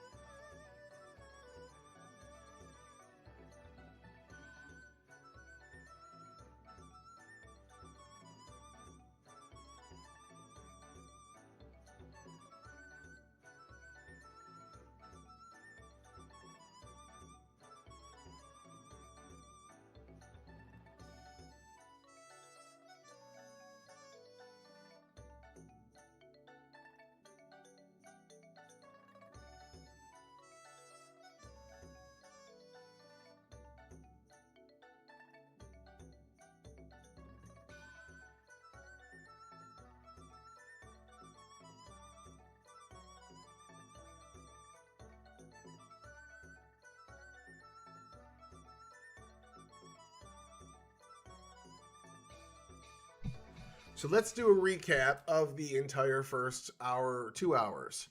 What we got was Jack Smith is on the stand. We have the Republicans trying to show that he was overzealous and not following laws to the T, as well that he's an uncredible witness. And they're doing that because this is basically a fight over Trump's PR. So they're saying because he withheld information to a judge, that these subpoenas on phone records were members of Congress and that potentially violated laws, and his people were talking in emails knowing that this could potentially violate laws, but the risk of litigation was low. And then he said under oath that wasn't the case. It did make him look uncredible. Whereas the Democrats now are trying to defend his integrity and attack Donald Trump, saying Donald Trump was aware he lost the election. They're going a little above and beyond, calling it an insurrection, despite the fact that it wasn't charged. Jack Smith is also doing something very similar, despite the fact that he was the one that had the ability to charge it and did not. Merrick Garland was cited, bringing up the fact that he also had First Amendment concerns with Jack Smith's cases as well. So, a lot of shit was unrelated that was said. They attacked Trump, they attacked the Republicans, they attacked the Democrats, blah, blah, blah, omitting all that. What we see here is the battle over Jack Smith's credibility and his ability to do his job fairly. And I think right now the Republicans are slightly winning that because the only person so far from both sides that's actually used his 5 minutes effectively was Mr. Gill, showing that Jack Smith, he asked him point blank, did you know that you were skirting around with this particular law and that you could be violating it? And he said no. And he's like, okay, well, what's this email say here? And he shows that they knew that. And they said the risk of litigation was low. That was pretty fucking damning to me. They withheld information from a judge, knowing they were potentially violating a law, saying, well, the risk of us getting caught is low. And then they used gag orders with that information that was partial, that was withheld from the judge. They used that to get gag orders so that the people that would have known and would have been able to file a suit didn't even know. And his excuse for that was because I was worried about witnesses. I couldn't let them know they were being wiretapped because witnesses were being threatened. It's just nonsense. So I think that the Republicans have landed only one good blow so far, despite all the tons of things they've said, and that was it.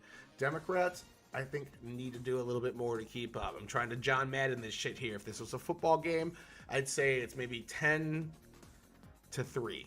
It's only a one possession game. We could easily see the Democrats come back and take the lead. So we're at about the halfway point right now. Let's keep going. Fabricated indictments and rigged show trials. Did you, Mr. Smith, or the men and women working on your team work to fabricate indictments? So what this guy is doing is, instead of taking anything Trump said or anything the accusation, he's going to a website and quoting what the website's framing of this is. It's completely irrelevant. This is a waste of time. Indictments or put on rigged show trials? No, we secured indictments from grand juries, and we were prepared to prove our case in court beyond a reasonable doubt. Did you use your appointment as special counsel to conduct a politically motivated witch hunt, scam investigation, and prosecution of Donald Trump? I did not. We followed the facts and we followed the law. Where that led us was to an indictment of an unprecedented criminal scheme to block the peaceful transfer of power. And those indictments have been dismissed. Can they be rebrought or resurrected after Trump leaves office? They were dismissed without prejudice. So they can be refiled? And he can be prosecuted after he leaves office. Is that correct? I'm not going to speak to that. I can only speak to what we did, which was dismiss the case without prejudice. All right. The website put out by the Trump White House on the anniversary of January 6th is nothing more than a pack of lies. It proves that Donald Trump is hell-bent on misusing taxpayer dollars in a feeble attempt to rewrite his criminal history and the history of what happened on January 6, 2021.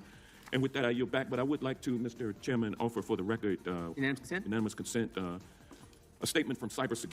Now, this guy is talking about rewriting history, but he's calling it an insurrection. And as I've shown from citations, the FBI says there was no link between the Trump and the government and the violence. No link there. There was no charges for incitement. There were no charges for insurrection.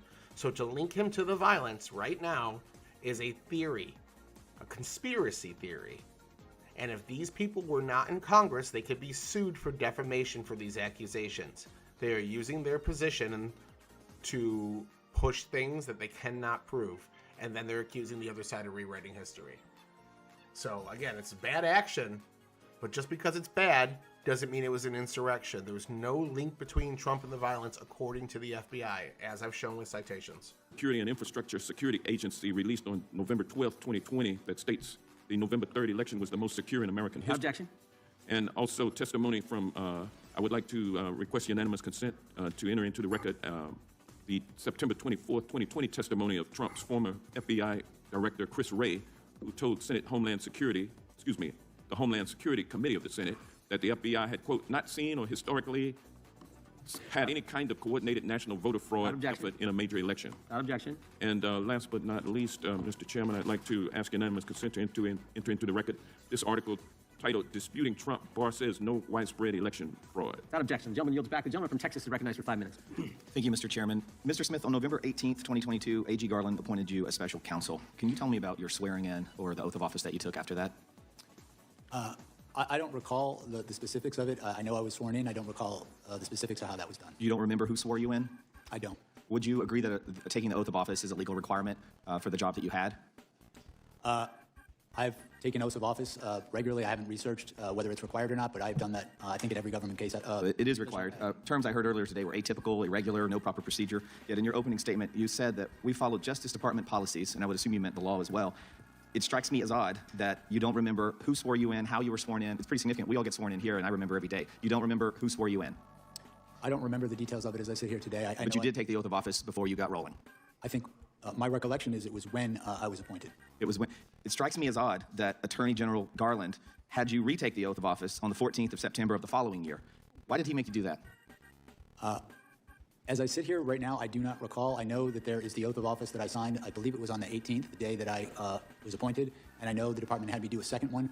I don't know the particulars of why they asked me to do it again. But you signed it on the 20th of November 2022, but there was no witness, which, I mean, you have to agree, it's a little odd. If there's no witness saying that you took the oath of office, it would maybe make someone like me question whether or not you were legitimately doing the job until you finally took the oath of office. It sounds like the Attorney General had the same question and thought, oh shit, we got to have him sign this on the 14th day of September of the following year.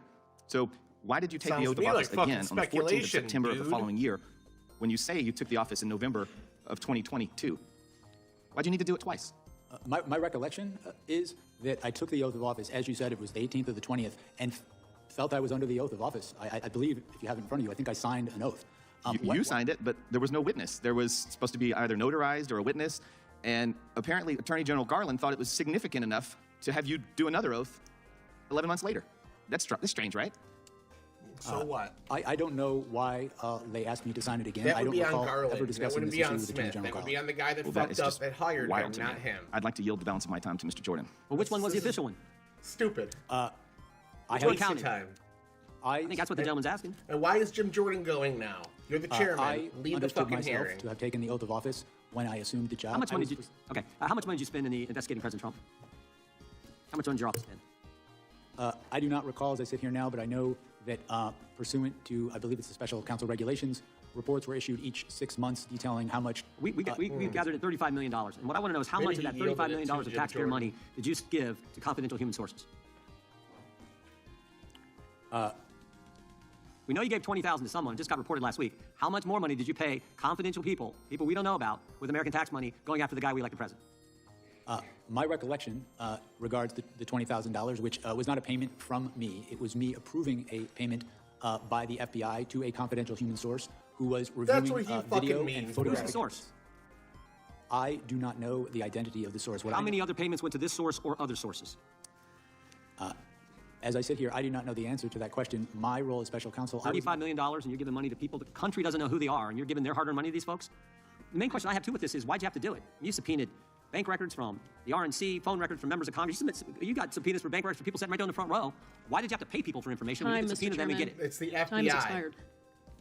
I'm just The trying to finish. FBI did that. Country'd like to He know why you just had to do it. approved it. My He doesn't know. He doesn't recollection know who and they understanding. are. The paid sources, what Jim Jordan's trying to get at here is people made money off of this, so that somehow proves corruption when it absolutely does not. You could easily make the case, look, if I testify against Trump, it's going to fuck me over. I need some money to buy a new house somewhere. Okay, here's 20 grand to go buy a new house in a different state. That's it. That's all you need to, that's all it needs to be. It's a silly line of questioning. Jim Jordan's wasting more fucking time. Standing is the payment, the $20,000 that I approved, was for a confidential human source to assist in the review of video and photographic evidence showing people who were attacking the Capitol, attacking police officers, obstructing the proceeding, and seeing if we could prove that some of those people had come directly. That wasn't my question, but my time has expired. The gentleman from California's recognized. Mr. Smith, I want you to have the utmost confidence in what you did. You did everything right. Harry Dunn, Danny Hodges, Sergeant Cannell, Mike Fanone, they did everything right. These guys are Republican colleagues. We're about to get to the retard Democrats. We got Swalwell, we got what's his fuck, and then we got what's her fuck at the end. Joke. They're wrong. History will harshly judge them, so I want you to lean in today. You have nothing to be ashamed of. You did everything right, sir. Corono? I don't remember. And I am so, these guys are so lucky they're not under oath, because they would have to tell you what they really think of Trump. They call him crooked. They call him cruel. They call him a scumbag. I've heard you all say it. You're lucky you're not under Trump, but when the lights go on and the cameras are on, you're tiny, you're small, you shrink. Everyone remembers Matt Gaetz coming over here after a committee hearing. He would laugh at how stupid he thought Trump was. He's This is all a dunking show. on Republicans. And Mr. Smith, you're just the Nothing latest to act that do they brought with in. this. But they can't erase what happened on January 6th because we saw it with our own eyes. Mr. Smith, after the mainstream media called the race for Biden about a week after the election, did Donald Trump concede the election? He did not. The next month, the Electoral College met in every state and voted Biden as the winner. Did Donald Trump concede then? He did not. Shortly after that, the last court case that Donald Trump brought was thrown out. Did he concede then? No. Is it your judgment then that only Donald Trump could have convened the mob in the size that it was assembled on January 6th? Our assessment of the evidence is that he is the person most responsible for what happened on January 6th. He caused what happened. It was foreseeable to him. And then when it happened, he tried to exploit it in furtherance of the conspiracy. And you actually obtained indictments from a grand jury, right? You went to a grand jury and did something that the Trump administration has not been able to do as they go after their enemies. Their cases are being thrown out. You obtained criminal indictments against the president. Is that right? That's correct. Mr. Smith, do you know who Edward Loya is? I'm sorry? Edward Loya, L-O-Y-A? I believe Mr. Loya worked at the Public Integrity Section when I was. Did you know that he said of you, when it comes to investigating allegations of sophisticated federal criminal matters, Jack Smith is the gold standard? Do you know who Mr. James McGovern is? Yes, he was a prosecutor I worked with in New York. Did you know that he said of you, I have no idea what Mr. Smith's political beliefs are because he's completely apolitical? So are you a registered independent? I have no partisan loyalties. I don't know if I'm registered as independent or not registered at all. Are you glad you accepted Attorney General Garland's request to be a special prosecutor, even though you've been dragged over political barbed wire and your family has been subjected to death threats? I don't regret it. Do you remember where you were on September 11th? I do. What did you think of that day? I was in Brooklyn when that happened. I was at the command center that night. I worked on that investigation. I remember pretty clearly. Do you remember where you were on January 6th? On January 6th, I was living in Europe working for the State Department seconded to a war crimes tribunal. What did you think as you watched on television what happened at the Capitol that day? To be honest with you, I don't recall if I saw it that day or a later day because of the time period. What did you think when you saw it? I was shocked. I was shocked by it. I obviously, being in Europe and not following things It's a as little closely, silly. He's was kind not, of a slimy guy, up to but speed on the events leading up to it. honestly, I think Jack Smith is doing a pretty fucking solid job fending off the Republican attacks. I really think the only Republican that's really landed a blow was Gil, because Gil asked 2 questions, Smith answered them with no, and then he was able to pull up proof that it was actually yes, that they were aware of these 2 things. I think that's the only fucking thing that's landed. So, generally, he's doing a pretty good job. What shocked you about it? I just never seen anything. It depends on the state, chap. Some states, it doesn't matter. You don't have to be registered to vote in a primary, so you could vote in both and shit like that. So it depends on the state. I'm not sure if New York is one of those states or not. Like that happened in our country. Mr. Smith, I don't know if I'll ever have the honor to talk to you again. If I don't, please know that I and my colleagues on the Democratic side, and even my Republican colleagues when they speak privately, have nothing but respect and appreciation for what you tried to do and how you did it. You, unlike many here, are a man of honor. And I yield back. Gentleman yields back. The gentleman from Alabama is recognized. Thank you, Mr. Chairman. Mr. Smith, you appear before this committee today not as a neutral observer of the law, but at one point you were one of the most powerful prosecutors in the federal system, armed with enormous discretion, minimal oversight, and a mandate that goes to the very heart of our constitutional order. You brought charges during an active election cycle. You relied on legal theories that had never before been tested in context. And you did so while disregarding long-standing Department of Justice policies designed to prevent prosecutors from influencing elections. Mr. Smith, you claimed in your investigation you developed proof beyond a reasonable doubt that President Trump... That is a fair point we haven't heard yet. The DOJ and the government usually doesn't start an investigation or continue an investigation that close to an election, and they waived that for Trump for the first time, I think, in U.S. history. So That is fair to bring that up, I guess. It's a criminal scheme to overturn the results in the 2020 election and to prevent lawful transfer of power. However, a few weeks ago in Georgia, Fulton County election board officials stated that 315,000 ballots were certified without required signatures on the tabulator tapes for poll workers. These signatures were required by the Georgia statute. If not counted, this could have turned the state of Georgia red, and I won't doubt there were similar schemes in many other states. You were illegally appointed to serve as special counsel since you were not confirmed by advance and consent Senate and stated in the as. Oh, let's check that out. Real quick. As stated in the Appointments Clause. You also issued an indictment against then President Biden's most formidable political opponent. The candidate was President Trump, and you issued a gag order for President Trump during a 2024 election cycle. This was a major violation of President Trump's First Amendment rights and a poor attempt to outright censor the leading political candidate. These actions were nothing short of election that's interference. true. 9 senators, including Holy Senator shit. Fulton County, Georgia admitted in December 2025 that approximately 350,000 early in-person votes from the 2020 election were certified without the required poll worker signatures on tabulator tapes. Holy fuck. Are the election deniers actually right? I want to see what if those votes. I doubt that they were 50-50. If it's Fulton County, that's a Democrat stronghold within Georgia. Holy fuck! I did not know that.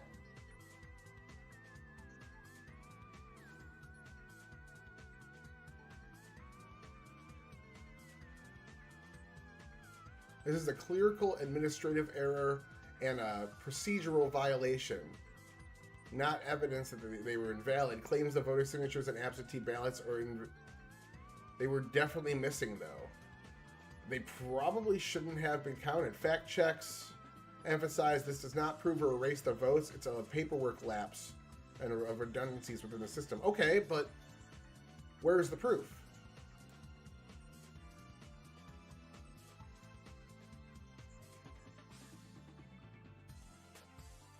Yeah. I just never heard this before. New York primaries are closed, meaning only. Oh, okay. So you're right. New York is not one of those. That's what I was saying earlier. I wasn't sure if New York is one of those states or not. So yeah, he definitely should know his party affiliation. He said he was a registered independent. I thought.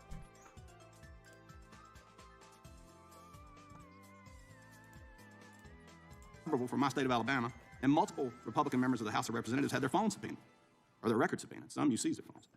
Even then, Speaker of the House Kevin McCarthy, one of the highest-ranking Republicans in the country, had his phone records subpoenaed, all for political. Yeah, I know. I'm just human. These subpoenas too, clearly you know, violated the speech of the I can also. As John Keller, the DOJ's Public Integrity section, addressed this issue in an email dated May 17th of 2023, D.C. Circuit President stated that the speech and debate clause, and the bar is this, bar on compelled disclosure is absolute. These instances are not only the tip of the iceberg about you and your team's flagrant disregard of the Constitution. Mr. Smith, your actions have changed and damaged confidence in our justice system. Today, this committee will determine whether that damage was a result of reckless judgment, political bias, or deliberate misuse of authority. And with that, Mr. Chairman, I'll yield you the balance of my time for questions. I thank the gentleman for yielding. I want to go back to that email. If we could put that up, this email that Mr. Gill highlighted a few minutes ago. This is the justification from the Public Integrity section. If you look at the bottom, John Keller, Public Integrity section, for going and getting the phone records, toll records of members of Congress. And there's a couple things I want to highlight. That first highlighted area, there is some litigation risk. So they admit there's some concern here. And they send this copy to Jack Smith's team. And then you go down later, as Mr. Gill pointed out, the case law is clear. A legislator may intervene and oppose such use. So the risk is real. But here's the deal. There was really no risk because we weren't going to know. They weren't going to tell us. They made sure they didn't tell us because they went to the judge and got a gag order. And look at the last sentence. The last sentence. Low likelihood that any of the members listed below would be charged. But they're not going to know because we're not going to charge any of these guys. They didn't do anything wrong. And so therefore, the litigation risk should be minimal. They're not going to be charged. We're not going to go after them. The litigation risk is minimal. And it's minimal because, frankly, it's non-existent because they're not going to know. And we're going to make sure they don't know because we're not even going to tell the judge who we're getting the gag orders on. And yet, Mr. Smith thought that was A-okay. That was just fine. That was in the letter and the spirit of the Constitution. I find that hard to believe. And you know why? You know why everyone knows it's wrong? Because the Public Integrity section at the Justice Department has now changed its policy. You can't do this anymore. They've changed their policy. But it was okay for Jack Smith to do it because we got to get Trump. We got to get the president. That's what this was all about. Yield back to the gentleman from Alabama. Thank you, Mr. Chairman. I'll yield back. Mr. Chairman, Mr. Chairman, I have a unanimous consent request. Gentleman from New York is recognized. Mr. Chairman, I ask unanimous consent to enter into the record That's the a same transcript thing that of the voicemail Gil that President brought Trump's up lawyer, Rudy earlier. Giuliani, left Senator Tuberville on January 6th, in which he states, I'm calling you because I want to discuss with you how they're trying to rush this hearing and how we need you, our Republican friends, to try to just slow it down so we can get these legislatures to get more information. Objection. Gentleman yields back to the chair. Now recognizes the Gentleman from California. Thank you, Mr. Chairman. The House Judiciary Committee is responsible for helping to ensure the rule of law. Ted Lieu. Unfortunately, the chairman of this committee ignored a bipartisan congressional subpoena directed. Let's check that out real quick. I'm at 227.08. Let me go back in my purse because I got the video pulled up here in chat, so I'll pull that up. Second last sentence.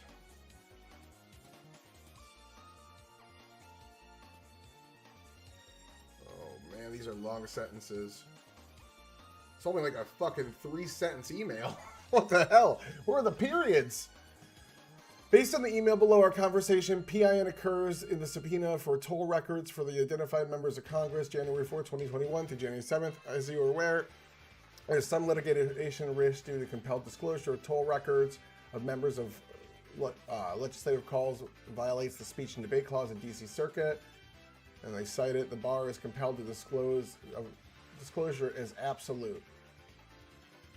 Thus, telephone calls placed or received by the member or his staff in gathering from outsiders information which is weighed in the process of deciding how to vote in drafting legislation and preparing the arguments may still be privileged as used against them, even if not used against third parties.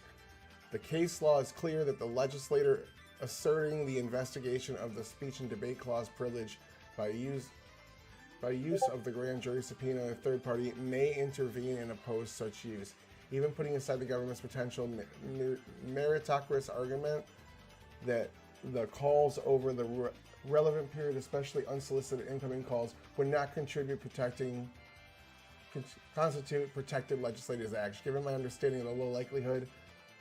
So they're saying that even, especially unsolicited, would not constitute protected. So they did not think that they were violating the law, even though there was a small risk. So they still thought they were doing things in good faith.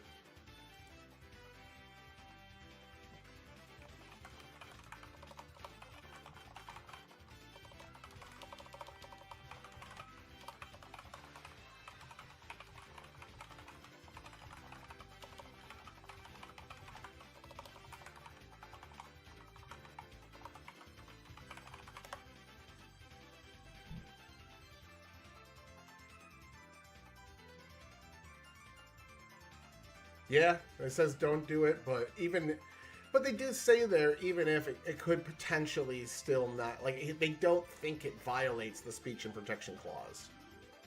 At him. His actions have made it harder for this committee and other congressional committees to get witnesses and testimony and damage the rule of law. Now, before I ask questions of Mr. Smith, I just want to make a simple observation.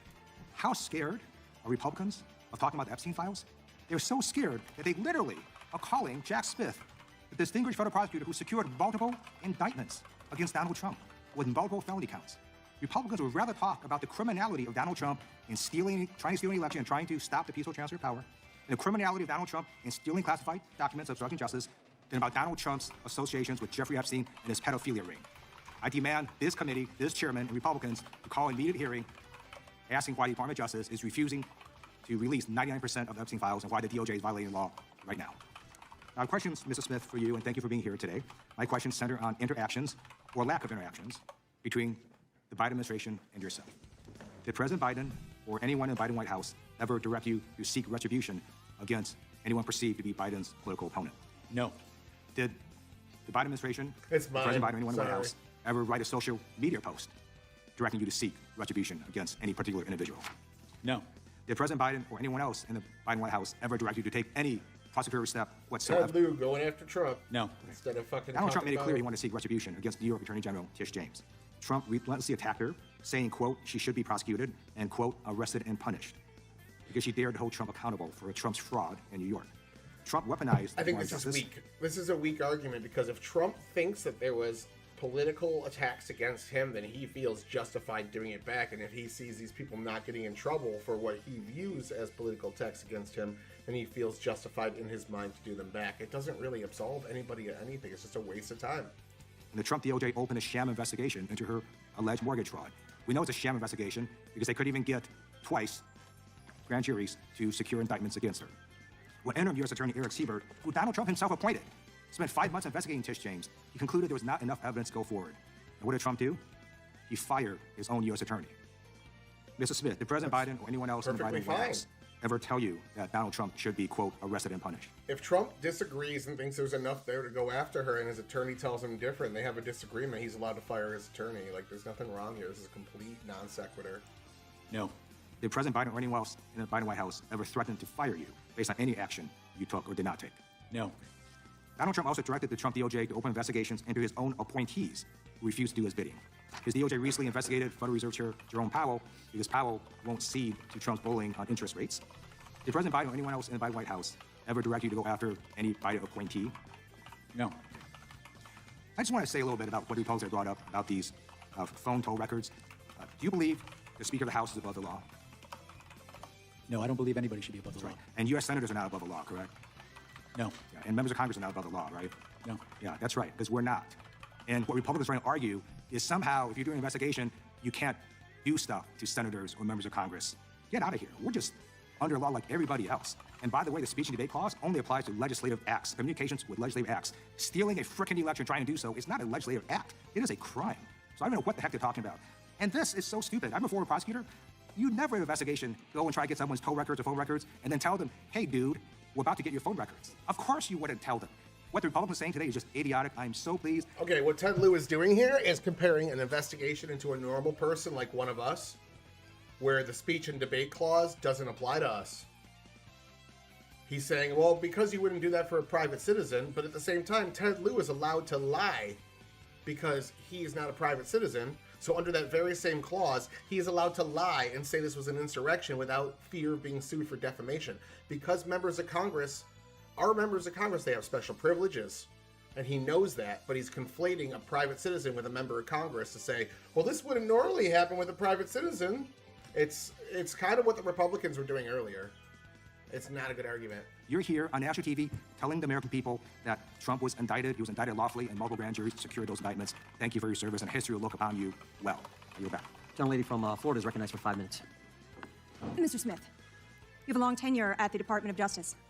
Would you agree with the statement that DOJ charging policies require prosecutors to bring charges only where... Yeah. Trump is allowed to interpret the laws how he sees fit, and the body that is supposed to oversee that are the courts. So if he interprets, if the Eastman memo allowed him to interpret the Congressional Review or the Voter Count Act, the Electoral Count Act, that's it. It's allowed him to interpret the Electoral Count Act the way Eastman said he could, then Congress doesn't really get a say in that. They need to write the law better, and that's exactly what they did. They changed the law after so that you couldn't interpret it that way anymore. It's up to the courts to decide that. So he was actually, in his way of reading that law that way, he was acting within his rights, and it's the court's job to say whether or not he was going above his role or reading it improperly.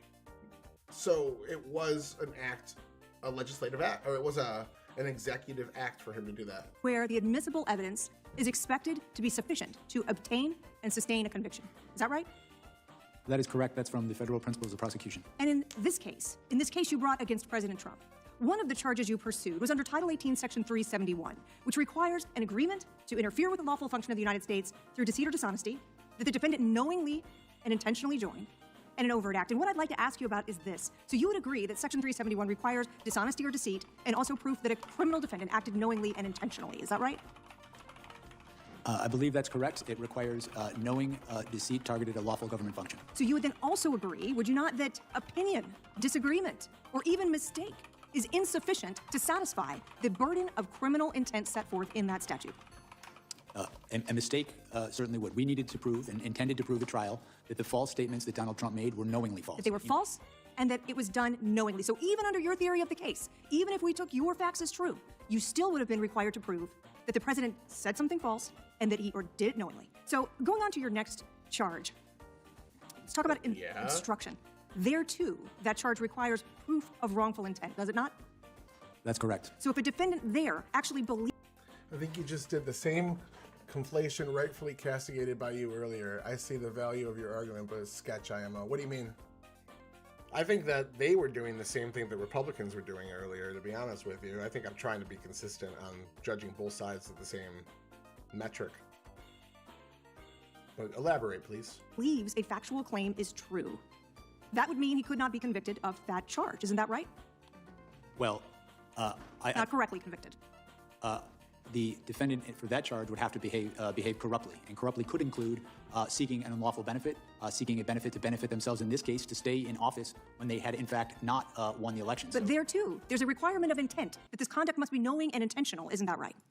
There is an intent requirement, yes. And didn't you also acknowledge in your deposition that the president was receiving information from multiple advisors, Giuliani, Eastman, Clark, Powell, and in your deposition you said he was almost just regurgitating what they told him. Isn't that right? I don't.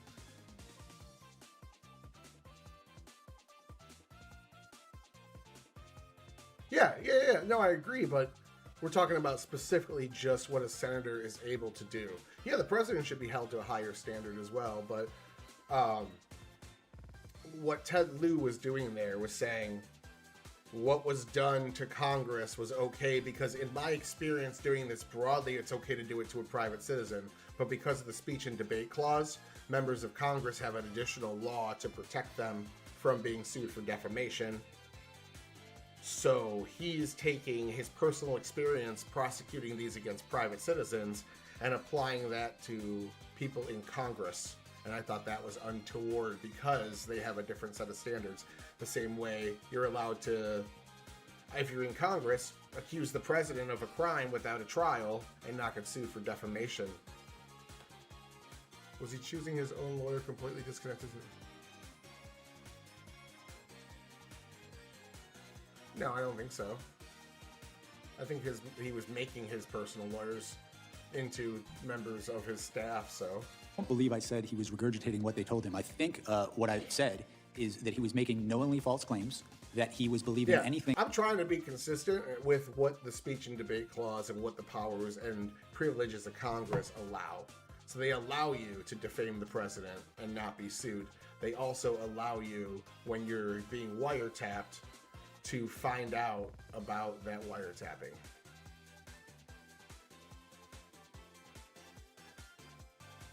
Bill Barr has flat out said he thinks Trump believes what he was saying, though. I found that interview where he's like, yeah, Trump believed it and nothing I could say could make him change his mind.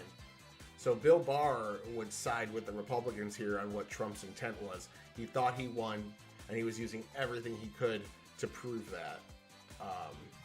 Even though Barr told him no, there were other people telling him yes. Thing that would keep him in office. And he was rejecting it. You would agree that those people, or some people, were giving the president conflicting advice at that time, would you not? You are correct in that his original campaign staff told him he had lost. He fired them and brought in people who would... But criminal liability, under the statutes you used in your indictment, requires proving intent, not simply the undermining of democratic norms or expressing an opinion with which you do not agree. So is it not correct, sir, that here you charged 2 intent-based crimes without any direct proof whatsoever that the conduct charged was knowing, intentional, or that you were going to have an adequate basis to sustain a conviction at trial? I felt we had proof beyond a reasonable doubt. I felt that proof included direct testimony from a number of witnesses to prove the knowing falsity of his claims. Sure. Well, this isn't the insanity defense. This is more speaking to Trump's intent. Trying to prove Trump's intent. What we're talking about right now as well, too. No. If you're calling me out on something, I want to know. I'm human too. I make mistakes. I overread things. I underread things. If you spot some sort of gap in my consistency, I want to know. That's perfectly fine. But yeah, they're speaking to Trump's intent. So if you have to prove Trump is willfully intending to overturn an election he knows he lost, you have to prove that. And I think Barr and most of the people around him will say Trump believed it. Even the people that disagree with him, like Jared Kushner and Ivanka, have both said he believed it. Barr said he believed it. A bunch of people that disagree that Trump won in 2020 think that Trump legitimately believes it, and they're on the record saying that. No, nitpick away. Despite the fact that in your own deposition you acknowledge the existence of conflicting advice. If this defendant were anyone other than Donald J. Trump, Mr. Smith, I find it hard to believe that we would be sitting here today having a hearing about an indictment that was returned, knowing that the elements of the offenses could not be demonstrated. Now, let's talk about this. I assume you're also familiar with the Department of Justice policy that prohibits prosecutors from selecting the timing of investigative or prosecutorial actions for the purpose of affecting any election. Yes, I am. That's the election year sensitivities policy, and we followed it in all respects. The public integrity section, who administers that policy, concurred that we followed it in all respects. Chairman, my time has expired. The gentlelady yields back. The chair recognizes the ranking member for UC. Thank you kindly, Mr. Chairman. This is from John Dowd. I was Donald Trump's lawyer. Jack Smith should be celebrated. that was a waste of time on her part. She's saying, like, you would have still had to prove intent in court, and Jack Smith's like, yeah, we think we could have proven intent. Like, Jack Smith won that exchange as well. We think we could have proven intent if this went to court. And she's like, well, but you don't have any concrete proof. But yeah, but we have enough.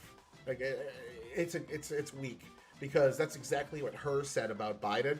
We had willful intent that he was holding documents that he knew he wasn't supposed to have. Like, if the prosecutor thinks he can prove it, the prosecutor thinks he can fucking prove it, and we need a court case to parse out if he's right or wrong. Celebrated, not vilified, December 16th, 2025, last month. Objection? I have asked unanimous consent to enter the record a criminal complaint filed by the Trump Department of Justice in December 13, 2025, detailing how Kash Patel and FBI used a confidential human source in an undercover FBI agent to investigate a bomb threat. And then finally, it's nice that this is an article published by the... This and Hunter Biden.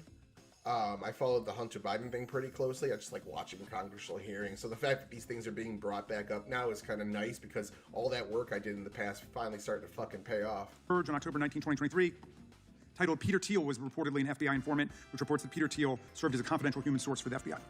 Without objection, the gentleman from Arizona is recognized for unanimous consent. Thank you, Mr. Chairman.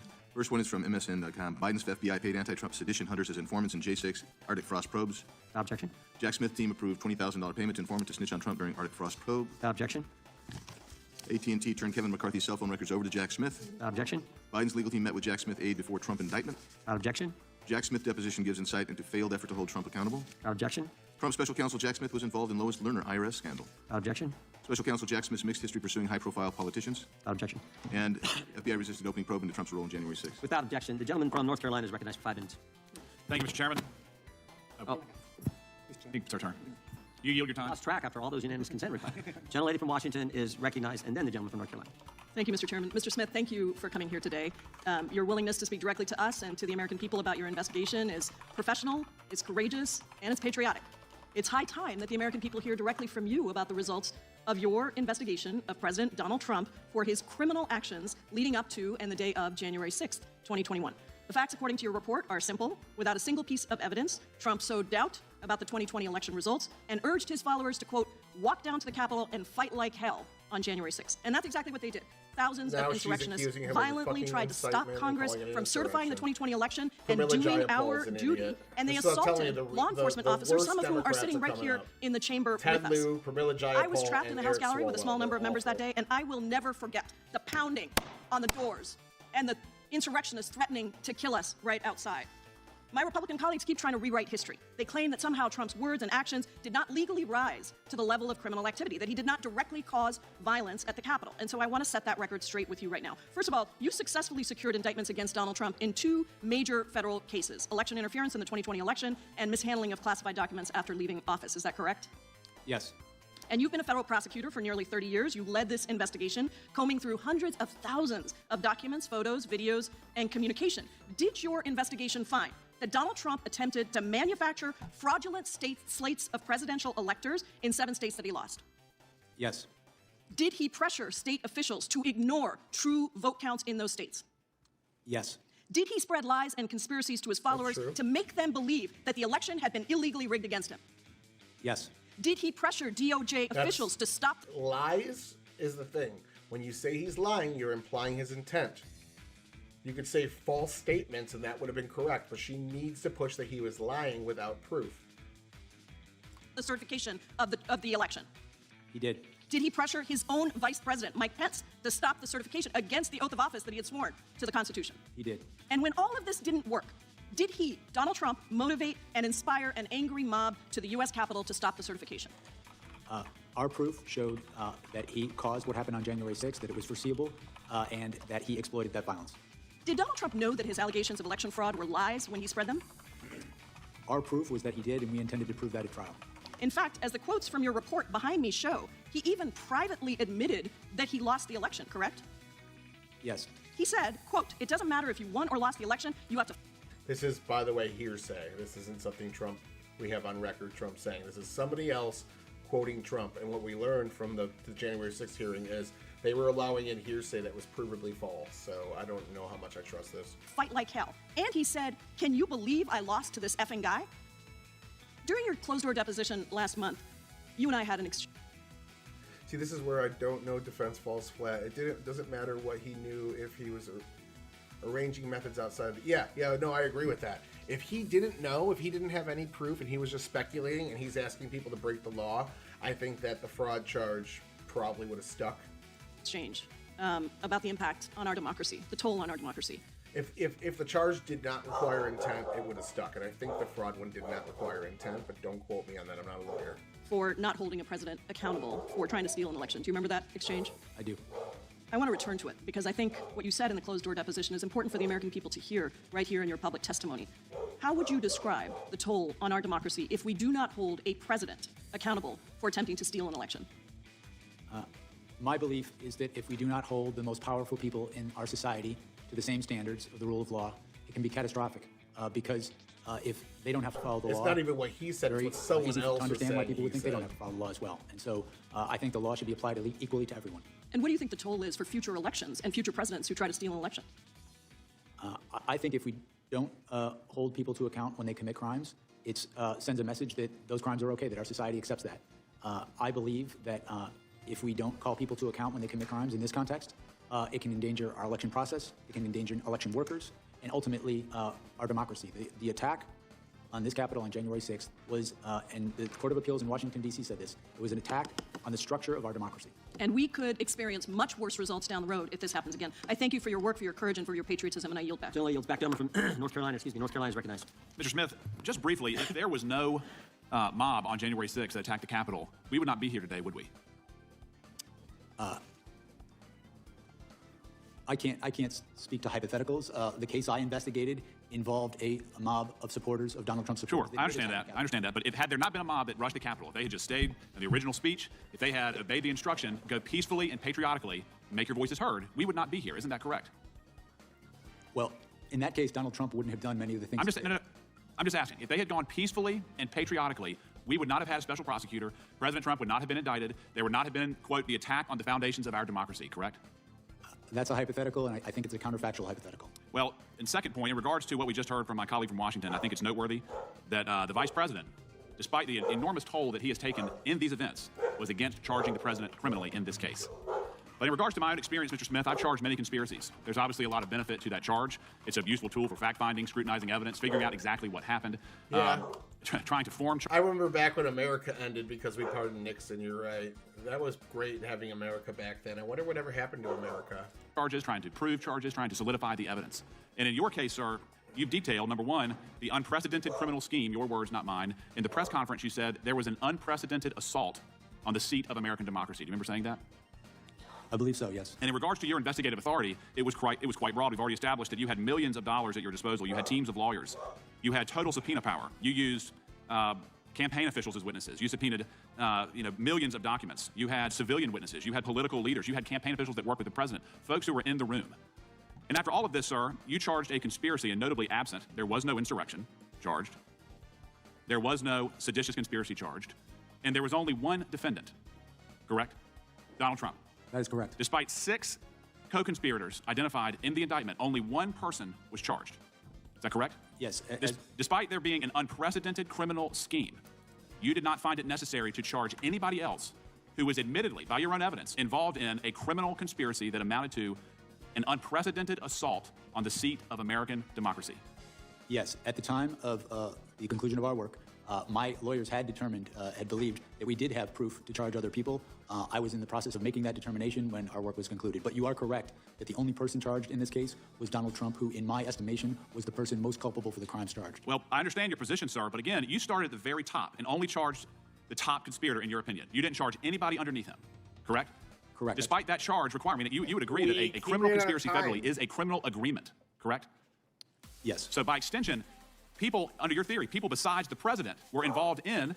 A lot of those people committed crimes at the state level, not the federal level. A bunch of people for January 6th were charged, and then the individual states started going after people for their electoral acts, the acts around picking their electors in the states. So maybe he didn't even have authority. He said he was considering charging more people. That's perfectly fine. His investigation concluded prematurely. Like, this is a waste of fucking time. the unprecedented assault on American Only one democracy, but you didn't Republican find has it made necessary to good points so charge far. them criminally. No Democrats. I had not yet charged anyone besides the president. You decided not to charge anybody but Donald Trump in that indictment. Consistent with the federal principles of prosecution, which emphasize the degree of someone's culpability in making a charging decision, Donald Trump is the person that was. I understand that. I understand your position, but you made the decision to charge one person and nobody else, correct? I made the decision to make the charges in this case. In regards to the way that the case handled from there, sir, I just want to get this on the record. In regards to your press conference, politics played no role, correct? That is correct. The charges you brought, politics played no role, correct? Correct. The expedited trial date played no role. Politics played no role, correct? I followed the facts and the law, department policy. The speedy trial request, there was no role in politics, correct? That's correct. Supreme Court precedent emphasizes that. And even your brief that the court found atypical, politics played no role. Mr. Chairman, the time's expired. Time of the gentleman's expired. The gentleman from Pennsylvania is recognized. Thank you, Mr. Chairman. Thank you, Mr. Smith, for being here today. I believe it's important for the American people to finally hear from you directly about your investigations that you and your office conducted with integrity, following the facts and the law without fear or favor, as is department policy. And as people... This lady and Jim Jordan, in the past, I've seen them like go back and forth and like yell at each other and shit. I bet it really burns her ass that he's the leader of this hearing now. do hear from you, I think they're going to better understand why the White House and congressional Republicans are trying to rewrite history and seeking to discredit you in your investigation so that they can help the president avoid accountability for his crimes against the American people. So I'd like to move on from some of these baseless conspiracy theories we've been hearing and focus on your actual work as special counsel. In volume 1 of your report, you concluded that when it became clear that Mr. Trump had lost the election and that lawful means of challenging the election results had failed, he resorted to a series of criminal efforts to retain power. Chief among those criminal efforts was Mr. Trump's dissemination of demonstrably and often obviously false claims of election fraud in key states, claims that Donald Trump himself knew weren't true. In order to pressure officials to ignore vote tallies and submit fraudulent certificates of fake electors to Congress, he repeated these false claims and ultimately used them to direct an angry mob to attack the Capitol. False works. So I represent Southeastern Pennsylvania, which was one of the states targeted by Mr. Trump's criminal efforts. So, being mindful of the clock, I wanted to try to explore 3 topics. First, the evidence that Trump made false claims of election fraud in Pennsylvania, knowing they were false. Second, the evidence concerning the submission of fake elector certificates from Pennsylvania to Congress. And third, why the evidence and witnesses concerning Trump's efforts in Pennsylvania were so compelling. So first up, in your report and deposition, you detail the overwhelming evidence that Trump had lost Pennsylvania, and he knew it. Despite this, he and his co-conspirators continued to make false statements about that result to advance their criminal plan. Can you describe the evidence that these were false claims and they knew they were false, including statements by election officials, court cases, and conversations between Trump and his Republican allies in the state? Sure. What springs to mind most immediately is I recall one particular claim that there were more votes than ballots than had been sent out. This was a claim that was obviously false because many, even in the campaign, knew that the reason for that discrepancy is we were talking about 2 different elections. One was the primary, and one was the general election. My team interviewed Rudy Giuliani regarding that claim, and he admitted it was wrong. He admitted flat out that that was a mistake. And so that's one of several. With respect to witnesses in Pennsylvania, what springs to mind is the chair of the Republican Party, I believe, in Pennsylvania. This is relatively early, shortly after the election, had informed Donald Trump that the idea that fraud was the reason was not accurate. It was because of the counting of mail-in ballots, which was totally normal in this process. And again, this is someone who is a Republican who supported Donald Trump, wanted him to win. I submit he would have been a credible witness at trial. And I mean, a second part of this, in addition to making false claims about election results that they knew were false, and your deposition and report go into this in some detail, there was also this fraudulent elector plan where Trump and his co-conspirators solicited folks who had been planning to be Trump electors if he won and asking them to submit fake certificates to Congress. And I think what you found was pretty remarkable, including a former congressman who told the co-conspirators that this was illegal and it was an attempt to overturn the government. Is that right? That's correct. That particular elector, who was signed up to be a legitimate elector had Donald Trump in fact won the election, was a former U.S. attorney and former member of this Congress. I mean, the bottom line is that despite the facts and over objections from his allies, Trump still went to the ellipse on January 6th and lied about Pennsylvania's votes to direct his angry mob to attack the Capitol. So I just want to thank you for your work and your years of service to the country, and I would invite everyone to read your deposition and to read the report because it tells a very different story than what our colleagues do. Mr. Chairman, I have a unanimous consent. Please recognize. Mr. Chairman, I ask unanimous consent to enter into a record a speech by former Vice President Pence published on C-SPAN in June of 23, in which he calls the president's comments on January 6th reckless. Trump was wrong then, he's wrong now. Anyone who puts themselves over the Constitution should never be president. That's George Bush. Fool can't get fooled again. Yeah, so the last woman, just complete waste of time. She just assumed his intent. Now, Jack Smith thinks he can prove it, the same way Hur thinks he could have proved Biden's intent, but that's not yet proven. We didn't get a case to see if it actually would have been proven.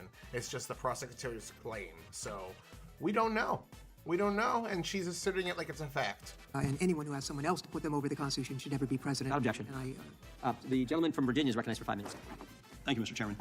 Mr. Smith, you've said several times in your deposition that you believe that the facts and the law, your interpretation of the law, would lead to a conviction of President Trump. Is that correct? Yes. And did you believe that same thing, that your interpretation of the law, your reading of the law, would have resulted in the conviction when you went after Virginia Governor Bob McDonnell back in 2014? Did you believe it at the time? Oh my God. I did believe, and ultimately you got a conviction in lower court, but that was overturned by the Supreme Court, correct? Well, this yes, is going the Supreme back Court to the changed Supreme the law Court on what showing. constituted an official act, and Actually, as a result, that conviction was overturned. That's incorrect. They applied the law, and they said in their ruling, our concern is not with tawdry tales of Ferraris, Rolexes, and ball gowns. It's instead with the broader legal implications of the government's boundless interpretation of the federal bribery statute. A more limited interpretation of the term official act leaves ample room for prosecuting corruption while comporting with the text of the statute and the precedent of this court. They accused you of using a boundless interpretation of the federal bribery statutes. Now, did you believe when you went after John Edwards that your interpretation of the facts and the law were correct and that you would convict John Edwards of corruption? This was brought up earlier. Yes, He's but just in diving fact, deeper into it. that case resulted in a jury deadlock on 5 charges and acquittal on another charge. Is that correct? That is my recollection. That's correct. Let's move on to the court's interpretation of your gag order requests. So they're just trying to impeach the credibility of the witness. They brought this up earlier, that he has a reputation, that was the Jonathan Turley thing. He has the interpretation of overreading statutes and over-applying them, and multiple of his cases in the past have shown that he does this, and higher courts end up overruling his decisions because he constantly overinterprets things. So I think that's an okay argument to impeach his credibility as a prosecutor. It's fair. It's just, it's not really relevant to this. It's just showing that maybe we can't trust his opinion when he says there was credible evidence against Trump. And I think that it's an okay line of attack. It's kind of weak, but it lands a little bit. It's like a soft jab.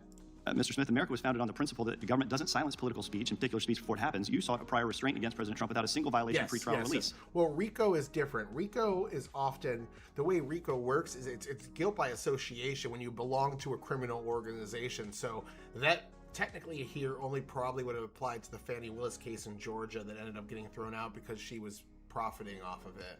And I think she just got disbarred or is getting disbarred right now because of all that. So her life fell apart because she charged Trump. But that's generally how RICO works. I don't think anyone else was charging RICO, though, so... In fact, there was no real-world harm that you could articulate justified giving the federal government the power to silence him as a presidential candidate, was there? The court granted those motions and found that the prosecutor did not have to wait until someone was harmed to make such a motion. Actually, the request was rejected when the case was actually... When you actually were not able to, it was restricted, correct? The gag order was restricted, correct? Well, we filed for an order in the district court. The district court granted an order. President Trump appealed that order. The Court of Appeals absolutely agreed that there was a basis and that the threats to witnesses that came from the targeting by Donald Trump were real and that we had a duty to protect them. You are correct in that the Court of Appeals narrowed the order, so the order covered witnesses, court staff, the judge, and my staff. The difference was that it didn't cover me. Why is this not that he can do this in his position stance? Because Trump would be on the defensive when he's filing those lawsuits, in a sense. Well, like, not the defensive, he was the one filing them, but he was petitioning against the government. There's a higher standard for the government to take away your freedoms and put you in jail. He's petitioning against his government when he files those suits. So there's a bit of a higher standard on the government to prove things when they're trying to strip you of your freedoms, essentially. If Trump would have won, nobody would have lost their freedoms. So the bar there is a little bit lower. I'm pretty sure ask a lawyer to be 100%. Anymore, which I was fine with. Did you have any evidence that President Trump's statements about the cases against him intimidated witnesses or prevented them from coming forward? I had evidence that he said, if you come after me, I'm coming after you. He suggested a witness should be put to death. The courts found that those sort of statements not only deter witnesses who've come forward, they deter witnesses who've yet to come forward. But you weren't able to identify a single witness who didn't come forward because they were intimidated by President Trump. We had extremely thorough evidence that his statements... Well, in this case, he would have already lost the election, so he would have been the outgoing president petitioning against the government's rulings. So, in a sense, he is a member of the government, but it would be non-relevant to his claims. He's not alleging... he's not a prosecutor. He's not making a prosecutorial decision about putting somebody in jail. He's challenging a government ruling. So he's petitioning against the government. Even if he is a member of the government, he's still petitioning against the government. We're having an effect on the proceedings that is not permitted in any court of law. It's not my bias. That's the Blackstonian legal system that does that. They want the whole idea of I'd rather have 10 guilty people go free than one innocent person being locked up. That's the way it's set up, is the government has a significantly higher burden to lock you in a cage, and they need to prove that beyond a reasonable doubt. United States. Don't you think it's a pretty low bar to clear if you're trying to silence a candidate for president? I mean, if you can't identify a single witness who's intimidated, that maybe you should reconsider the gag order? Both courts upheld the orders, and it is not incumbent on a prosecutor to wait until someone gets killed before they move for an order to protect. Yeah. I'm all for that. Did anyone on your team raise concerns that this expansive gag order you were seeking would infringe on President Trump's First Amendment rights? My recollection is that we, of course, discussed First Amendment issues regarding this application because I and my staff respect the First Amendment, but the First Amendment does not allow one to make statements that interfere with the administration of justice in a judicial proceeding. My interpretation was supported and agreed upon by the District Court and the Court of Appeals in terms of the phenomena of the statements being made, targeting individuals, causing threats to happen to them. I would also add, sir, that in the days after Donald Trump made some of these statements, the District Court, in this case, received vile threats. I think the thing that they need to hammer down on is because, like, he's hitting on a good argument that, like, why are you putting a gag order? Oh no, this is the gag order against Trump. It was a different gag order that was Court's wrong. life. Never mind. In that environment, I felt a duty as a prosecutor to make that motion, and I make no apologies. And the court stayed that motion on August 3rd, 2024. I yield back. Gentleman yields back. I should mention this a little bit earlier. Mr. Smith, if ever you need a break, if you need a restroom break, you or your counsel can just let us know. I think it's now the gentleman from Colorado gets 5 minutes. Mr. Smith. Can they? Yeah. Can we take a short break? I'm gonna 5-10 minute recess, and we'll be right back at it. I'm gonna piss. It's going pretty quick.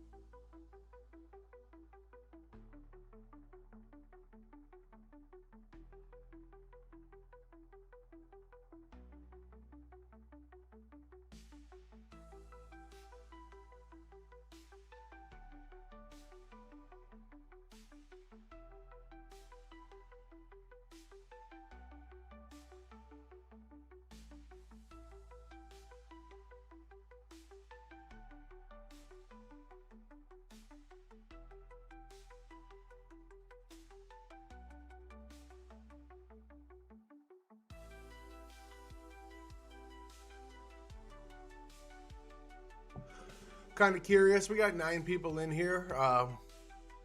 Who do you guys think is winning the argument so far? I think 80% of what's been said here is pointless personally, but I think the GOP is still slightly pulled ahead. If this was a football game, it'd still be 10-3, maybe 13-3.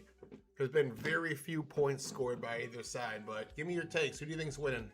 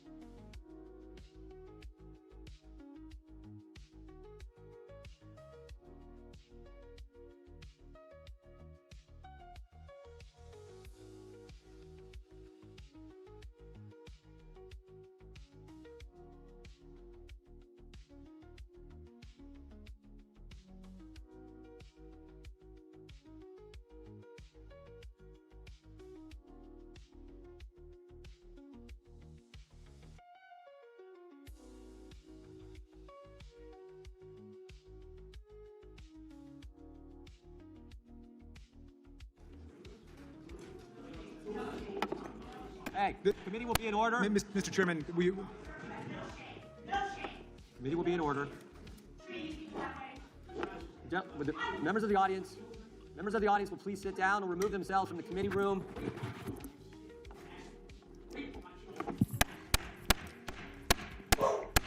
Sit down, please. Call me.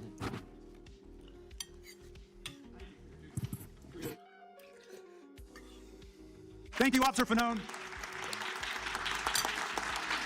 Mr. Chairman, please control the deranged observer, Mr. Rakeland, so he doesn't create any other problems with us today.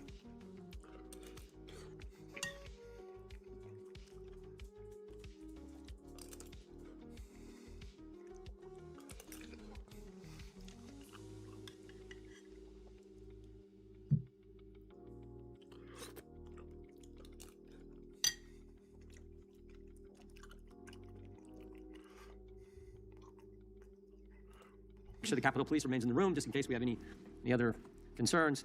General Lady from Washington is recognized. Thank you, Mr. Chairman. I have a unanimous consent request. General Lady is recognized. This is an order of the D.C. Circuit dated December 8th, 2023, in which the court recognizes that Donald Trump's statements about the judge and his case have led to threats against the judge, where callers labeled the judge and clerk, quote, Nazis, dirty Jews, and child molesters, and represent, quote, Mr. Trump's documented pattern of speech and its demonstrated real-time, real-world consequences pose a significant and imminent threat to the functioning of the criminal trial process in this case. Without objection. A lot. And the gentleman from Colorado is recognized for 5 minutes. Thank you. Mr. Smith, thank you for being here. Thank you for your service to our country. My colleague from Virginia, a Republican colleague who was questioning you right before the break, do you know what he said in the days after January 6th? Oh, Let me shit, share this with you. Sorry, This is a quote of his from a press release on January 8th. Congress stands united in our rejection of the violence that occurred this week, and I'll continue to urge the swift prosecution of those involved to the fullest extent of the law. Mr. Smith, this is theater. Republicans are trying to rewrite history. That's what this is. Many of them were with us in the House chamber on January 6th. I remember it well. The chairman was there, as was I. There's been a lot of discussion about witnesses today. Perhaps the chairman could muster the courage to call the 4 witnesses who I see, the American public may not see, I see standing behind you, Mr. Smith, the 4 police officers who risked everything, life and limb, to do what? To protect the Republican members on the dais. It's an outrage that they now sit here and have the audacity to try to rewrite history in front of the very officers who sacrificed everything to protect them. I know, Mr. Smith, right? Isn't that crazy? You're, of course, aware that President Trump They was probably impeached for his conduct This dude connected probably to has January called 6th, Trump a right? fascist like a dozen times. You know how many members of Congress voted to impeach him? I don't recall. 232. Do you know how many Republican members of Congress voted to impeach him? I don't recall. 10 Republican members of Congress voted to impeach him for his conduct related to January 6th, including at the time the sitting Republican chairwoman of their conference.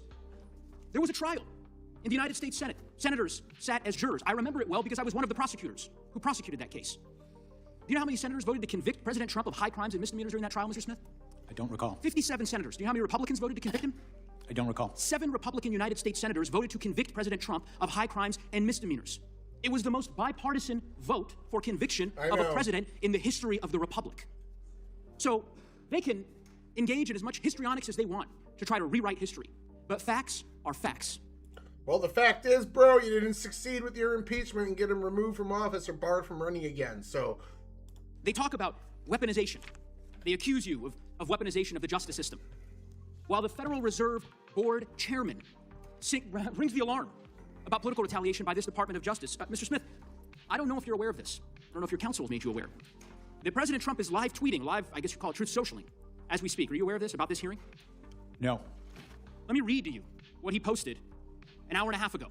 Deranged Jack Smith is being decimated before Congress. It was over when they discussed his past failures and unfair prosecutions. He destroyed many lives under the guise of legitimacy. Jack Smith is a deranged animal who shouldn't be allowed to practice law. If you're a Republican, his license would be taken away from him, and far worse. Hopefully the Attorney General is looking at what he's done. We have a word for this. It's called weaponization. It's called corruption. Mr. Smith, if you care to respond, I'll give you an opportunity, but I will simply say we are grateful for your service to this country. Is that we appreciate your fidelity to the rule of law. Know that the president, and I would echo the comments that you made on my Democratic colleagues to ignore the noise that you hear from so many of my colleagues who would debase themselves in this way. It is, in my view, subversive of the oaths that we took to defend the Constitution. I'm happy to give you an opportunity, Mr. Smith, if you'd like to respond. I don't have anything.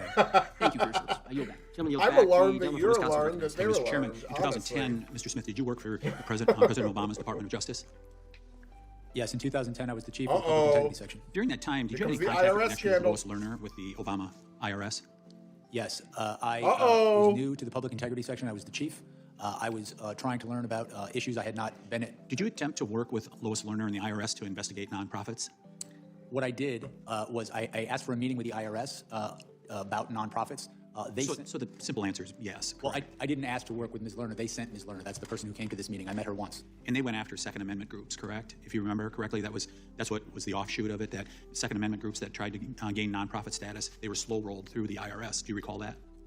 Separate from this, there was an investigation of that that I was a part of in Public Integrity. You prosecuted Virginia Governor Bob McDonnell. This was asked earlier. You prosecuted him, correct? I was part of the prosecution, yes. And that ended up with that decision ended up being unanimously overturned by the Supreme Court, correct? That is correct, sir. Yeah, including Justice Ginsburg joined in on that opinion, correct? I believe that's correct. Yeah. You also prosecuted John Edwards and Bob Menendez, and those both ended in mistrials. Is that right? The John Edwards case did. The Menendez case, I had left the Public Integrity Section by the time that case was tried. So, Mr. Chairman, what we heard from the other side here is that this gentleman is the gold standard for prosecution here in the United States. So think about it. We had a witch hunt done by the IRS going after Second Amendment groups, unanimously overturned by the Supreme Court, prosecuted two prominent political figures, and they ended up as mistrials. That's a gold standard here in America? I would just say this, Mr. Chairman. If Mr. Smith ever works for the Department of Justice again, I would recommend a remedial course on the First Amendment to the Constitution. Before I yield the rest of my time, Mr. Smith, I just have one other question. Is there any historical precedent for an alternate slate of electors to be sent to Congress? Has that ever happened before?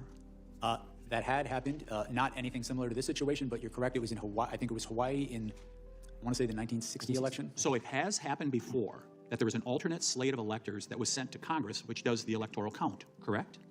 There was a prior time that an electoral slate was sent where there was litigation and recounts going on. Actually, there's twice that it happened, Mr. Chairman. It happened in 1876 and 1960 that these alternate electors happened. I'd like to ask unanimous consent to introduce the 1960 Hawaii case here. With that, I yield to the chairman. I appreciate the gentleman yielding. The gentleman from Colorado talked about noise from this side. It's not noise, it's facts.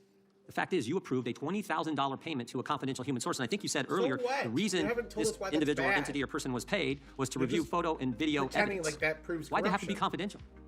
Why didn't you just contract with them? Plenty of good reasons. My understanding is that this person was a confidential human source with the FBI. I do not know why they were confidential, but it would make sense to me, given that this person was assisting. Well, confidential just raises the question of what were you trying to hide?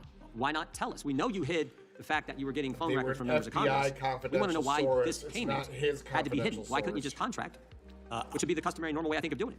I did not make the determination that this source would be confidential, but given that this person was working on an investigation involving attacks on the Capitol and given the violence in that, it makes complete sense to me that the Bureau. You know of any of the other special counsels who approved payments to like I don't remember. Rob. Yeah, Connor has me on block because I asked him for proof for his for some of his claims and he had a fucking meltdown. So I don't know. I do IT and programming. I'm very big into data, everything being lined up perfectly and understanding things. And when I asked him for proof of his claims, for like the fourth time I've talked to him, he had a fucking meltdown, told me I'm too meticulous and detail oriented, and blocked me because he said it's a waste of his time to have to prove his claims. So I found Connor to be kind of somebody that used to be, I used to watch him a lot, used to be great. Yeah, no, I don't mind at all. I just think he's a bit of a bad faith actor at this point, and he refuses to speak to me again after I literally was just asking him for proof. He insulted me a dozen times. I didn't insult him once. He had a tantrum. I just kept asking for proof over and over. Like, I don't give a shit. I made a video calling him a coward, and I guess he responded to that, and I'm over it. So I just don't think he wants to speak with me because, whatever. I'm too small. He doesn't get any clout for admitting he was wrong to a guy with 200 subscribers. Robert Mueller approving payments to confidential human sources. I don't remember Durham. I don't remember her. We brought all those guys in front of the committee. It's the first time I've ever heard of the special counsel having to pay secret money to someone to get information when you had the broadest subpoena power you could possibly have. You aware of any of the other special counsels who had to do this? I am not aware whether confidential sources were or were not used in those That's because I don't think they were. I don't think they were. I'm not aware one way or the other. I can say that the use of confidential human sources is a standard thing done by the Federal Bureau of Investigations. The time of the gentleman from Wisconsin has expired. I now yield to the gentlelady from Georgia for 5 minutes, Ms. McBath. Thank you, Chairman. And Mr. Smith, thank you for appearing today to speak publicly about the major issues that you handled as special counsel. Your work on election interference in my home state is especially important, as Georgia still today remains ground zero for voting rights. My state has a long history of voter suppression, including violent tactics and legislation that has actively disfranchised our voters. In fact, the Department of Justice filed a lawsuit against Georgia in 2023. I lived in Georgia for 11 years. I followed the state laws. She is up on a soapbox making fucking super one-sided claims right now. They're trying to pass legislation to require a signature to prove that you voted and show your ID. That's what they're fucking asking for. There is no proof that Stacey Abrams had an election stolen from her, as she claims, in 2018. It was all fucking empty claims, the same way Trump made empty claims. There's zero proof behind it, and they still push her. Recently passed voter suppression legislation. That lawsuit was later withdrawn by Donald Trump's Attorney General, Pam Bondi. But this is not the first time that Donald Trump has encouraged voter suppression. In the 2020 presidential election, which many have accepted that he lost, he pressured his party members to overturn a legal election. Thankfully, several public servants upheld our constitutional process and respected the voice of the people. Your investigation revealed how far he is willing to go. In your final report, you wrote that, and I'm quoting, the through line of all Mr. Trump's criminal efforts was deceit, knowingly false claims of fraud. Mr. Smith, what did your investigation reveal about President Trump's interactions with Georgia's officials regarding his frauds claims? As I sit here now, I can recall two specific officials. The first was the Secretary of State, who was a fellow Republican. My understanding, he voted for and supported Donald Trump in the election, but told Donald Trump in a conversation that was recorded in no uncertain terms the results of the election and debunked many of the fraud claims that Donald Trump had to him in real time. In addition to that, I recall that Donald Trump also spoke firsthand with the Attorney General of your state, also a Republican, who informed Donald Trump that he had supported him and voted for him twice in the past. He also told Donald Trump he did not see outcome-determined fraud in that state. I have an audio from a phone call between Trump and the Georgia Secretary of State regarding the 2020 election. Could you please play the audio? Are angry. The people of the country are angry, and there's nothing wrong with saying that. I've heard this that you've recalculated. Well, Mr. President, the challenge that you have is the data you have is wrong. So, look, all I want to do is this. I just want to find 11,780 votes, which is one more than we have, because we won the state. Mr. Smith, you explained in your deposition that Georgia Secretary of State was one of the witnesses who... Yeah, they missed a large part of that conversation. That phone call is one of the most bastardized pieces of information out there. What Trump was saying prior to that, or maybe after, was, we know that there's fraud in your state. We know that there were votes done improperly. We know that they're up to something. I want you to go out and find the illegitimate votes that were counted. He wasn't asking him to go turn votes over or find votes that didn't exist. He was asking him to investigate deeper and find votes that were counted improperly.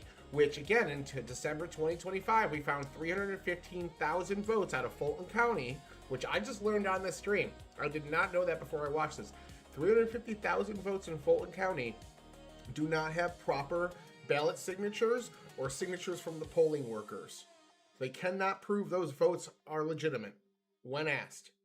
It doesn't necessarily mean they're illegitimate, but that's not the standard that needs to be met. They need to prove that they were legitimate by following everything, and they lost that paperwork. That, in my mind, invalidates those votes, and if you want to blame anybody, you blame Fulton County for fucking that up. Even if all those votes were legal and done properly, the fact that they can't prove them means they shouldn't be counted. And if you blame anyone again, it's Fulton County you blame for fucking that up, not Trump. I feel like that vindicates Trump's phone call. But knowingly is clearly a problem here. You said that what are you allowing someone to commit fraud? What if he... Yeah, that's what I'm saying. Like, even on that phone call, he says, I know we won the state. So...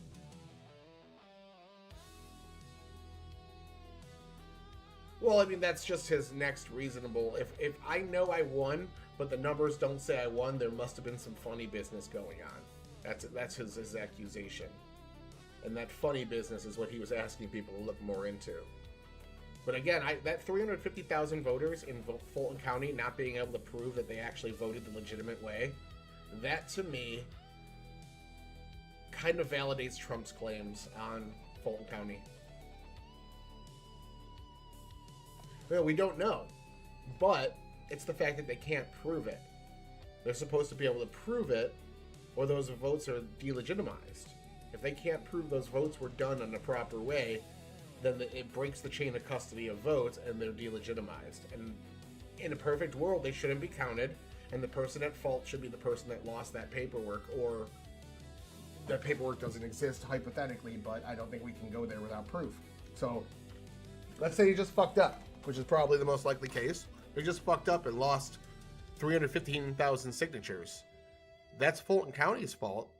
Fulton County's problem, and those votes shouldn't be counted. And if anybody says, oh, what the fuck, we didn't count those votes, it's the fault of Fulton County for losing that chain of custody and legitimate proof that the votes were real, in my opinion. So it's on the government who's in charge of those elections to prove each and every vote was done legally. And when asked, hey, can you prove this? They say no, because we lost it. Like, we don't have to believe that they lost it. There's just the fact that they can't prove it is enough in my mind to say, okay, well then those votes don't fucking count. Sorry.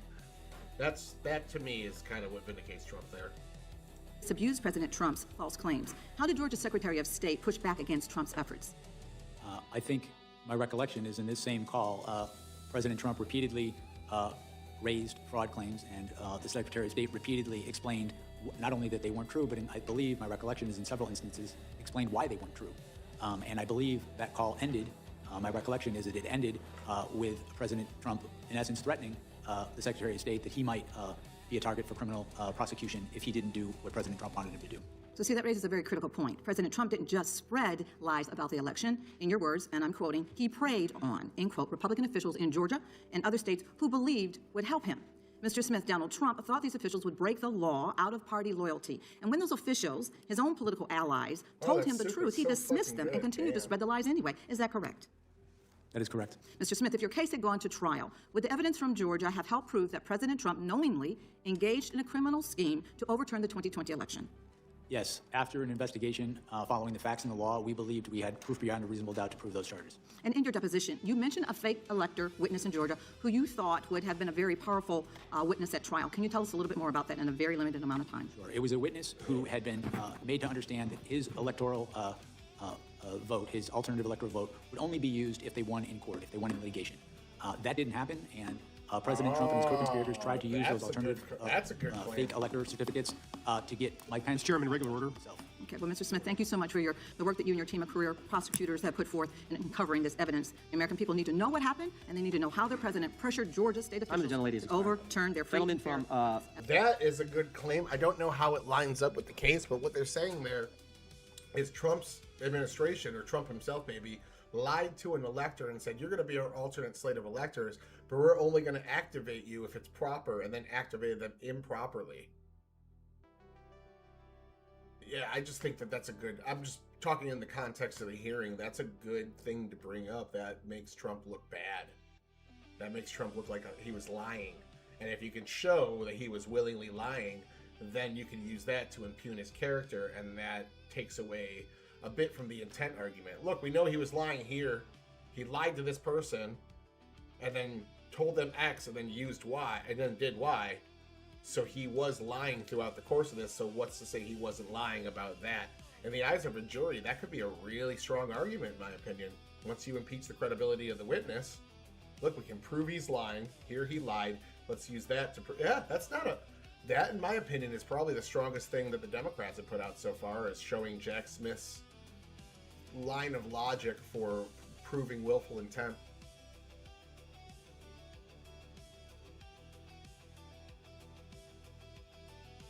Yeah. It's just all you need to prove is that he lied to one person, and that's enough to prove that he was lying. It's a good argument to attack Trump's credibility on the issue. I think that's strong. I think that's very strong. She started out really weak and then ended that's probably the strongest performance by a Democrat yet. And Alabama has a unanimous consent request. Maybe generally the strongest performance by anybody yet, to be honest with you. So that could be technically fraud. Yeah, absolutely. Even if they don't charge him with the crime, though, even if they just bring that witness up and use that witness to impeach Trump's credibility so that they can furthermore build their case for willful intent, that's still strong, even if they don't charge him with fraud. That's very, I think that's strong. I think that's probably the best point against Trump that's been brought up so far on this specific topic. December 6, 2025, Atlanta News First. Fulton County admits to verifying 315,000 votes in the 2020 without poll worker signatures. I yield back. Without objection, the chair now recognizes for 5 minutes the gentleman from Arizona. Thank you, Mr. Chairman. Mr. Smith, isn't it true that for a federal criminal conspiracy charge, it requires more than one individual? In other words, you're making a contractual agreement of some kind with somebody other than yourself, right? That is correct. There has to be an agreement. Yeah, the sum of evidence shows malicious intent. Yeah, I don't know if that alone would be the sum of it. I think that would be a very big factor that you would take into account of the sum. They'd probably have other arguments as well. It's just that specific factor is damning, that he was lying to the alternate electors and then executed on the lie. I think that's really damning for the Trump administration, and probably would have gone a long way in court. Even if they didn't charge with that specific fraud or whatever, that specific lie, it would have gone a long way in court to prove that the Trump administration was lying to people to get them to act a certain way. And so when you made the determination to charge President Trump with conspiracy, you surely knew that you had somebody else that must have agreed upon somewhere to engage in this act that generated the conspiracy, right?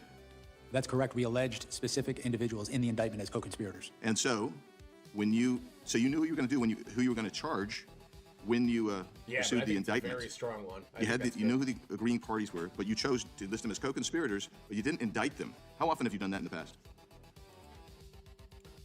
There are multiple points of entry, including I'm sure most of them weren't under this pretense. I'm sure a lot of them were Trump loyalists that didn't need to be lied to, but just the fact that he lied to one is strong.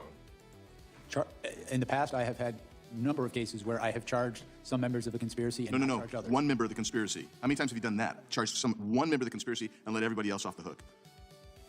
I'm sure that's happened. That is not an. You don't remember doing that? That is not an uncommon thing to do in an investigation. In my okay. He didn't even say he did that. He said we didn't get time to charge anybody else. We definitely could have. We were discussing it, and then we ran out of time. I dispute that, but we're going to leave that as it may. But let's just get to this. If a member of Congress moves to decertify states' electors, that would not be a crime, would it? When you say to decertify, you make a motion to decertify on that January 6th, every 4 years. That's not a crime, right? Correct. And if another elected official urged someone to join them in that decertification, that's not a crime either, right? So 45 As you stated, minutes, it's not. let's call it. Several members of Congress get together over breakfast. They say this is the normal path we watched it because we saw the Democrats do it for every Republican president. So I'm not sure how to do it. We've never done it before. That's not a crime to sit down at breakfast to talk about that or any other time together to talk about. Yeah, you know what? We've been going for how long? 3 hours. Let's end this here at 3 hours 33 minutes, and we'll pick it up tomorrow because we've been going for a bit. Oh, well over 2 hours. We're almost hitting the 3 hour mark. So actually, that's a good call because I gotta take the dogs for a walk again pretty soon here. So Thanks for watching, everybody. I'll pick it up tomorrow with the final third, and we'll go from there. Yeah, absolutely. Again, if you catch me doing any bias or even perceive it and you just want to ask about it, I welcome that shit. I am very much trying to be the John Madden of politics online and just call honest balls and strikes. So yeah, thanks for keeping me honest. Call me out. I appreciate it. Oh, shit. I might jump in the after panel. I like to bust his balls. He and I are doing a debate for DCS Season 2. We're working on the prompt still in DMs, so take a read.